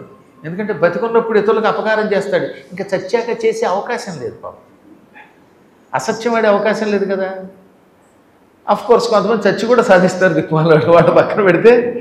సాధారణంగా పాపం చచ్చిపోయిన వాడికి ఎందుకు నమస్కరిస్తున్నావు అంటే చచ్చాక పెద్దగా ఇంకా మనకి కొత్తగా అపకారం చేయలేడు, పాతవే తప్ప. వ్యక్త రూపుడివి, కనపడుతున్న వాడివి, చైతన్య రూపుడివి నువ్వే, అవ్యక్త రూపుడివి, కనపడకుండా ఉండేవాడివి నువ్వే, శబ్దము నీవే, అశబ్దము నీవే, స్పర్శ నీవే, అస్పర్శ నీవే, రూపము నీవే. శబ్ద రూప రసస్పర్శ గంధాలనే పంచభూతాల్లో యొక్క తన్మాత్రలు ఉన్నాయిగా, అవన్నీ నీవే అన్నమాట. అవి కానివి నీవే. ఇప్పుడు ఆకాశం ఉంది, శబ్దరూపం కాబట్టి ఆకాశ స్వరూపుడివి, ఆకాశం నుంచి వచ్చే శబ్దము నీవే, ఆ శబ్దం లేనప్పుడు నిశ్శబ్దము నీవే. కనపడుతున్నవాడివి నీవే, కనపడకుండా ఉన్నవాడివి నీవే. కనపడుతున్న రూపము నీవే, అసలు రూపం లేనివాడివి నీవే. రసము నీవే, అంటే జలస్వరూపుడివి నీవే, ఆ జలములో ఉన్న అరస్వరూపము నీవే. గంధము నీవే, భూమికి గంధవతి అని పేరు. భూమి పంచభూతాల్లో ఒకటి. ఈ భూమి యొక్క తత్వం ఏమిటి? గంధం అంటాం. పంచతన్మాత్రల్లో భూమిది గంధం. ఎందుకంటే భూమి మీద ఎండిపోయినప్పుడు వర్షం పడితే ఒక రకమైన వాసన వస్తుంది, మట్టి వాసన. ఈ భూమిలోంచే ఈ సుగంధ ద్రవ్యాలు అసుగంధాలు అన్నీ వస్తాయి. కాబట్టి ఈ గంధరూపము నీవే, అగంధ రూపము నీవే. దేహము నీవే, దేహం లేకపోవడము నీవే. ప్రాణము నీవే, ప్రాణం లేకపోవడము నీవే. చెవులు నీవే, చెవులు లేకపోవడము నీవే. చర్మం నీవే, చర్మం కానిది నీవే. కన్ను నీవే, కన్ను కానిది నీవే. నాలుక నీవే, నాలుక కాకపోవడము నీవే. ముక్కు నీవే, అంటే వీటన్నిటిలో ఉంటున్నావు, వీటికి అతీతంగా ఉంటున్నావు అని అర్థం అనమాట. చెవులో నువ్వు ఉంటావు, కళ్ళల్లో ఉంటావు, ముక్కులో ఉంటావు, నాలుక మీద ఉంటావు, చర్మం మీద ఉంటావు, మళ్ళీ వీటికి అతీతంగా ఉంటావు. పాదము ఇప్పటివరకు చెప్పిన 5 జ్ఞానేంద్రియాలు ఏవి? కళ్ళు, ముక్కు, చెవులు, నాలుక, చర్మము. ఈ జ్ఞానేంద్రియాలు, ఈ జ్ఞానేంద్రియాల్లో ఉన్నావు, మళ్ళీ వీటికి అతీతంగా అందులో ఉండవు. ఇంకెక్కడి నుంచి కర్మేంద్రియాల గురించి చెప్పారు. వాక్కు, పాణి, పాద, పాయు, ఉపస్థ, వీటిని కర్మేంద్రియాలు అంటారు. అనగా మాట్లాడే మాట, తర్వాత నడవడానికి ఉపయోగపడే కాలు, పనులు చేయడానికి ఉపయోగించే చేతులు, మూత్రద్వారం, మలద్వారం. ఈ 5 పనులు చేయడానికి ఉపయోగించేవి కనుక కర్మేంద్రియాలు. ఈ కర్మేంద్రియాలలో ఉంటున్నావు, వీటికి అతీతంగా ఉంటున్నావు. హృదయంలో ఉంటావు, మళ్ళీ హృదయానికి అతీతంగా ఉంటావు. మాతృరూపంలో ఉంటావు, మాతృరూపంలో ఉండవు. మానరూపం, అభిమాన రూపంలో గౌరవంగా ఉంటావు, అగౌరవం నీవే. అప్రమేయము నీవే, ప్రమేయము నీవే. పరిమితి నీదే, అపరిమితి నీదే. సర్వరూపాల్లో ఉంటావు, మళ్ళీ సర్వానికి అతీతంగా ఉంటావు. రక్ష రక్ష, ఈ విధంగా అనేక రూపాల్లో ఉండే నిన్ను ప్రార్థిస్తున్నావు. రక్షించుము రక్షించుము. రక్ష అంటే రక్షించుము అనమాట. శివుణ్ణి ప్రార్థించిన ఈ స్తోత్రం మీకు అందిస్తున్నాను. ఈ స్తోత్రము భక్తి శ్రద్ధలతో వీలున్నప్పుడల్లా వింటే శుభాలు కలుగుతాయి. ప్రాతకాలంలో వింటే ఏ పూట పాపాలు ఆ పూటే పోతాయి. రాత్రి పడుకోబోయే ముందు వింటే దుస్వప్నములు రావు. ఏదన్నా తెలుసో తెలియకో ఇతరులకు మనం చేసిన అపచారాలు ఉంటే పోతాయిట. కొంతమందికి మనం పొరపాటున అపకారం కానీ అపచారం కానీ చేస్తే అవతల వాళ్ళు దుఃఖం పొందుతారు. ఆ దుఃఖం శాపం అవుతుంది. ఇతరులకు మనం చేసిన ద్రోహం అనే పాపం పోవడానికి రాత్రిపూట పడుకునే ముందు దీన్ని వినమన్నారు. అలాగని రోజు పాపాలు చేయమని కాదు, తెలియక చేసేసాం కనుక ఈ స్తోత్రం వింటే ఇప్పుడు ఎలాగో రికార్డ్ అయింది కదా, వినండి. వింటే ఆ పాపం పోతుంది. మధ్యాహ్నం పూట దీనిని వింటే ఆ రోజంతా దుర్మార్గుల వల్ల ఏ కష్టాలు రావు. మన శత్రువులు మనల్ని ఏం చేయలేరు, శత్రుపీడ పోతుంది. ఈ విధంగా దయాస్వరూపుడైన పరమేశ్వరుణ్ణి దేవతలు ప్రార్థించారు. ఆ ప్రార్థన మీకు ఇచ్చాను. ఈశ్వరుడు సంతుష్టుడవుతాడు తొందరగా చిన్న చిన్న ప్రార్థనలకి. ఈయన నీళ్లు పోస్తే సంతోషపడిపోతాడు, శుభాన్ని ప్రసాదిస్తాడు. సర్వ జంతువుల చేత కూడా అర్చనలు అందుకునే మహానుభావుడు ఆయన. నాయనలారా, ఏ కోరిక లేకుండా ఈ స్తోత్రాన్ని వింటే ఏమన్నాడు? చివరిలో చెప్పాడు, నిష్కామంగా పూజించినట్టయితే అనుకున్న కోరికలన్నీ తీరిపోతాయి. అసలు ఏ కోరిక మనసులో పెట్టుకోకుండా వింటే ఎక్కువ లాభం. కోరికలు పెట్టుకుంటే పరిమితమైన ఫలితం, నిష్కామంగా వింటే అపరిమితమైన ఫలితం వస్తుంది. ఇదంతా విన్న మహర్షులు మా క్షేమం కోసం ఏదైనా చెప్పమని అడిగితే దేవతలు చేసిన శంకర ప్రార్థన మాకు అందించావు, చాలా సంతోషం. ఇంకా శివ పూజ ఎలా చెయ్యాలి, పూజా విధానం చెబితే మేము కూడా అలాగే అర్చన చేస్తాం అని నైమిషారణ్యంలో ఉన్న ఋషులు సూతుడిని అడిగారు. ఇక్కడ నుంచి శివభక్తులు శివ పూజా విధానం వంటి విశేషాలు చెప్పారు. అందుకే దీనికి పూజా విధి అని పేరు. వక్ష్యే పూజా విధిం విప్రాహ శృణుధ్వం భుక్తి ముక్తిదం శృతి స్మృత్యుదితం కర్మ కృత్వా శ్రద్ధా పురస్సరం. నేను మీకోసం శివ పూజా విధానాన్ని చెబుతున్నాను, వినండి. వేదములు స్మృతులు అందించిన విధానం ఇది. వేదములలో స్మృతులలో శివ పూజ ఇలా చెయ్యవలెను అని ఉన్నదట. ఆ విధానాన్ని మీకు అందిస్తున్నాను. ఈ ప్రకారంగా శివ పూజ చేస్తే భుక్తి ముక్తి రెండు లభిస్తాయి. అందుకే భుక్తి ముక్తిదము అన్నారు. ఈ పూజా విధానం తెలుసుకుని శివుణ్ణి ఇలా పూజిస్తే ముందు భుక్తి ఆపై ముక్తి లభిస్తాయి. ఎవరైనా నేను శివ పూజ చెయ్యాలి అని మనస్సులో దృఢంగా సంకల్పిస్తే అతన్ని సాధకుడు అంటారు. సాధకుడు ఎప్పుడైనా శివ పూజ చేయొచ్చు. అందులో 6 కాలములు షట్కాలములని పిలువబడతాయి. ఈ షట్కాల పూజ మరింత గొప్పది. ఈ షట్కాలాల్లో కూడా బ్రాహ్మీ ముహూర్తము, మధ్యాహ్నము, సాయంత్ర పూజలు సులభముగా ఈశ్వరానుగ్రహం అందిస్తాయి. ఒకవేళ మనిషికి శరీరం సహకరించకపోతే ఎప్పుడు వీలుంటే అప్పుడు మాత్రం ఎంతో కొంత శివ పూజ చేయటం మంచిది. విడిచిపెట్టద్దు అన్నాడు. ఏదో రకంగా ఎంతో కొంత శివ పూజ చెయ్యి. ఈ శివ పూజ చెయ్యాలనుకున్న వాడిని ఏమంటారని చెప్పాము? సాధకుడు అంటారు. ముందుగా శివ పూజ చెయ్యాలంటే స్నానం చెయ్యవలసిందే. స్నానము చెయ్యకుండా ఏ అర్చన చెయ్యం. అయితే ఇక్కడ మళ్ళీ సూతుడు కలియుగ మానవుల దృష్టిలో పెట్టుకొని బాగా ముసలవాళ్ళు, వృద్ధులైపోయిన వాళ్ళు, అనారోగ్యవంతులు వీళ్ళకి మినహాయింపు ఇచ్చాడు. కొంతమంది పాపం వయస్సు ఉడగడం వల్ల, ముసలివాళ్ళు అయిపోవడం వల్ల ప్రొద్దుటే స్నానం చేయలేకపోతున్నారు. కానీ శివ పూజ చేయాలనిపించింది. అటువంటి వాళ్ళు విభూతి ధరించి అర్చన చెయ్యొచ్చు.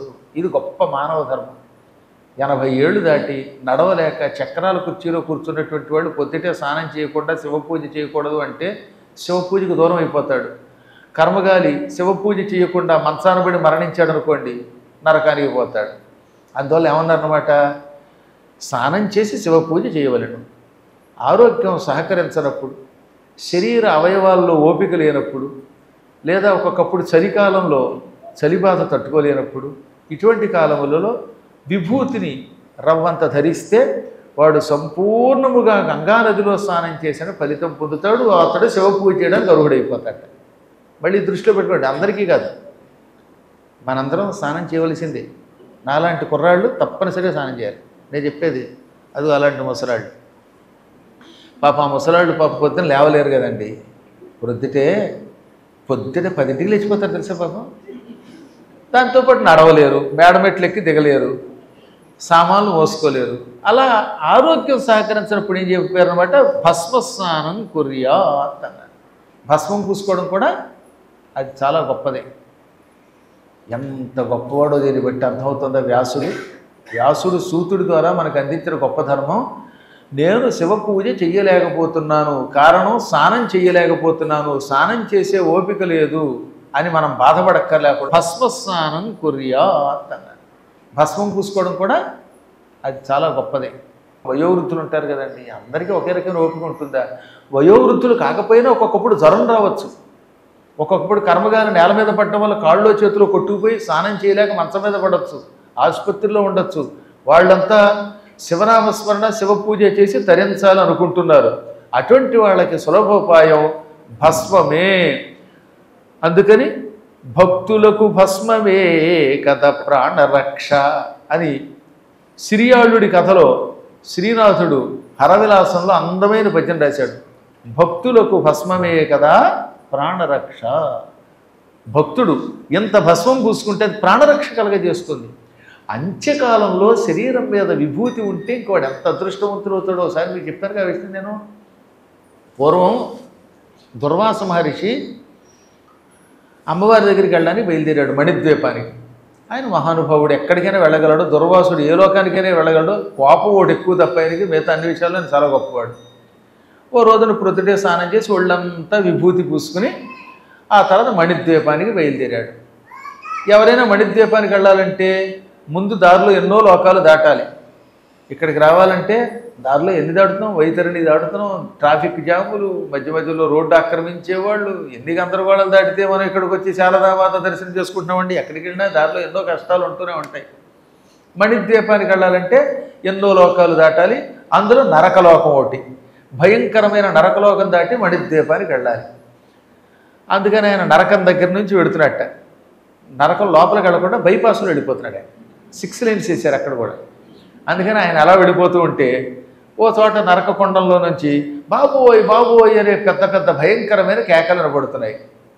ఎవర్రా బాబు ఎంత అరుస్తున్నారు అనుకున్నాడు. అనుకుని ఆ నరకకొండం దగ్గరికి వెళ్ళి పెద్ద ఇనప గోడ ఉన్నది అక్కడ, కాంపౌండ్ వాళ్ళు ఇనుముతో చేసిన గోడ. ఆ గోడ అవతల జనాలు అరుస్తున్నారు, అదేంటో చూద్దామని లోపలికి తొంగి చూశాడు. ఆయన ఆకాశంలో ఎగరగలడు కనుక గోడ పైకెక్కి చూశాడు. అది కుంభీపాకం అనే నరకం. మీకు ఎన్నోసార్లు పురాణంలో చెప్పాను కనుక పెద్ద కొత్తగా చెప్పక్కర్లేదు అనమాట. కుంభీపాక నరకం నా పురాణం అనేవాడికి తెలియకుండా ఉండదు. మీరు అందులోకి వెళ్ళరు, ఎందుకంటే నా పురాణం వినాక ఇంక కుంభీపాకంలోకి ఎందుకు కడతారు? భక్తితో నేను చెప్పేది వ్యాసుడిది. వ్యాసుడు రాసిన కథలు విన్నాక హాయిగా ఊర్ధ్వలోకాలు కడతారు కానీ కుంభీపాకంలోకి వెళ్ళరు. అయినా చెబుతున్నాను, 64 చదరపు వేళ్ళు ఇనప కొండలు ఉన్నాయి అక్కడ. ఆ ఇనప మూకోళ్ళు నిండా కుళ్ళు నూనె పోస్తారన్నమాట. మాంధాత కాలం నుంచి తయారు చేసిన దరిద్రపు నూనె ఉంటుంది, కుళ్ళు నూనె, చెత్త నూనె అందులో ఉంటుంది అనమాట. ఇది వీధుల్లో బజ్జీలు అమ్ముతారు, అవి అప్పటి నూనె. అందుకే అవి తిన్నాక ఎంత ఆరోగ్యంగా ఉంటారు. ఈ నూనె బాగా కళపెళ మరగబెట్టి ఈ పాపాత్ముడిని అందులో వేసేస్తారు. ఎర్రగా బజ్జీలా వేగిపోతాడు. మైసూరు బజ్జీ గారి వేగిపోయినట్టు వేగిపోతాడు వీడు. ఆ తర్వాత చట్రంతో పైకెత్తారు. బజ్జీలు ఇలా పైకెత్తాక చట్రంతో చిల్లులోంచేమో నూనె కింద కారుతుంది, బజ్జీలు పైకి తేలుతాయి. అలా ఈ దుర్మార్గుడు పైకి వచ్చాక మళ్ళీ ఉఫ్ఫను ఊపుతారు వాడు మళ్ళీ యథాతథంగా తయారవుతాడు. అరే ఇందాక అందులో వేసినప్పుడు ఎలా ఉందిరా వేగిపోతూ ఉంటే అనగా, అమ్మ బాబోయ్ ఇంత భయంకరంగా వేగిపోతుంది శరీరం అని తెలియదండి. భూలోకంలో ఒక్క దెబ్బకి చస్తాం, ఇక్కడ చావం.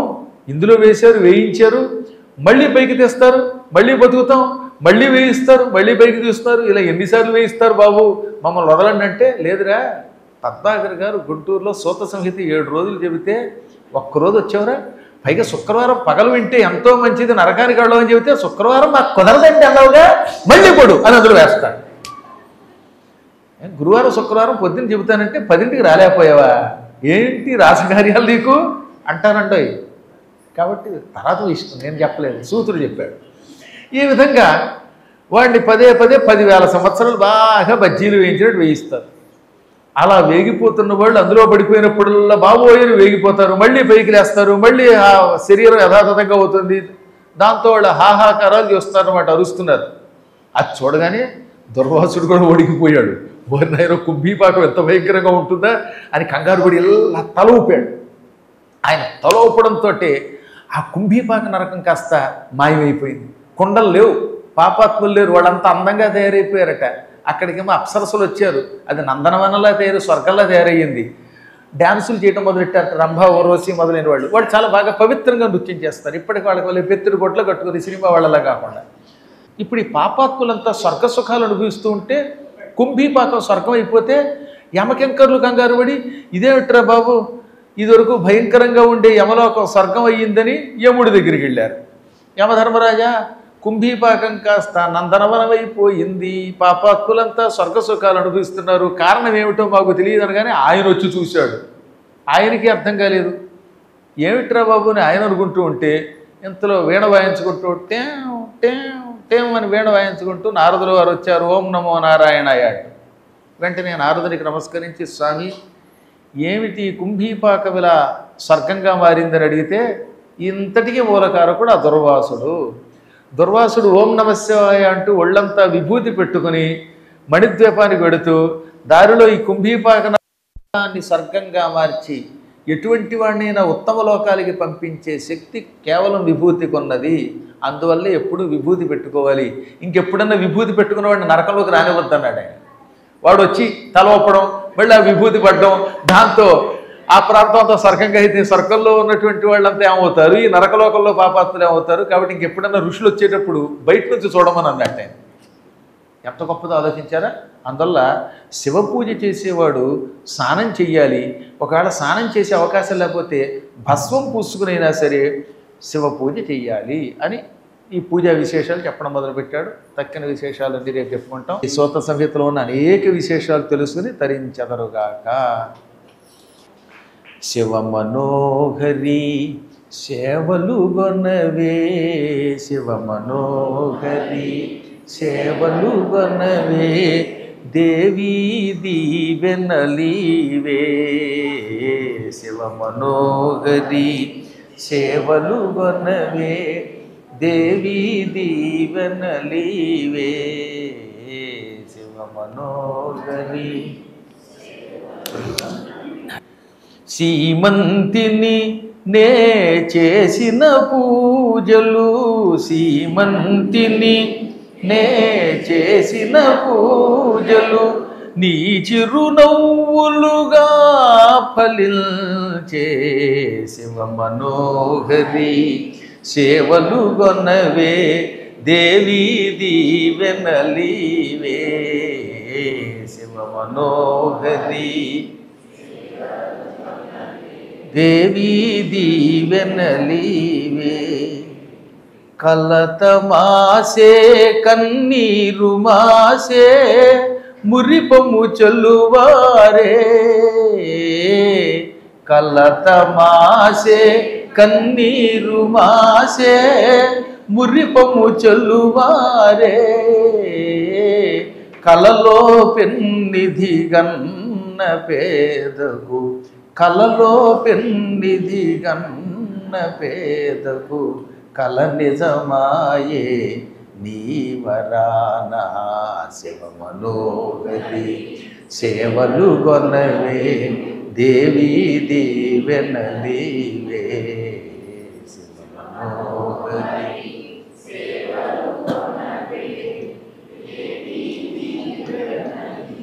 ఆలన పాలన చేసి మము అల్లారు తీరున చూసి,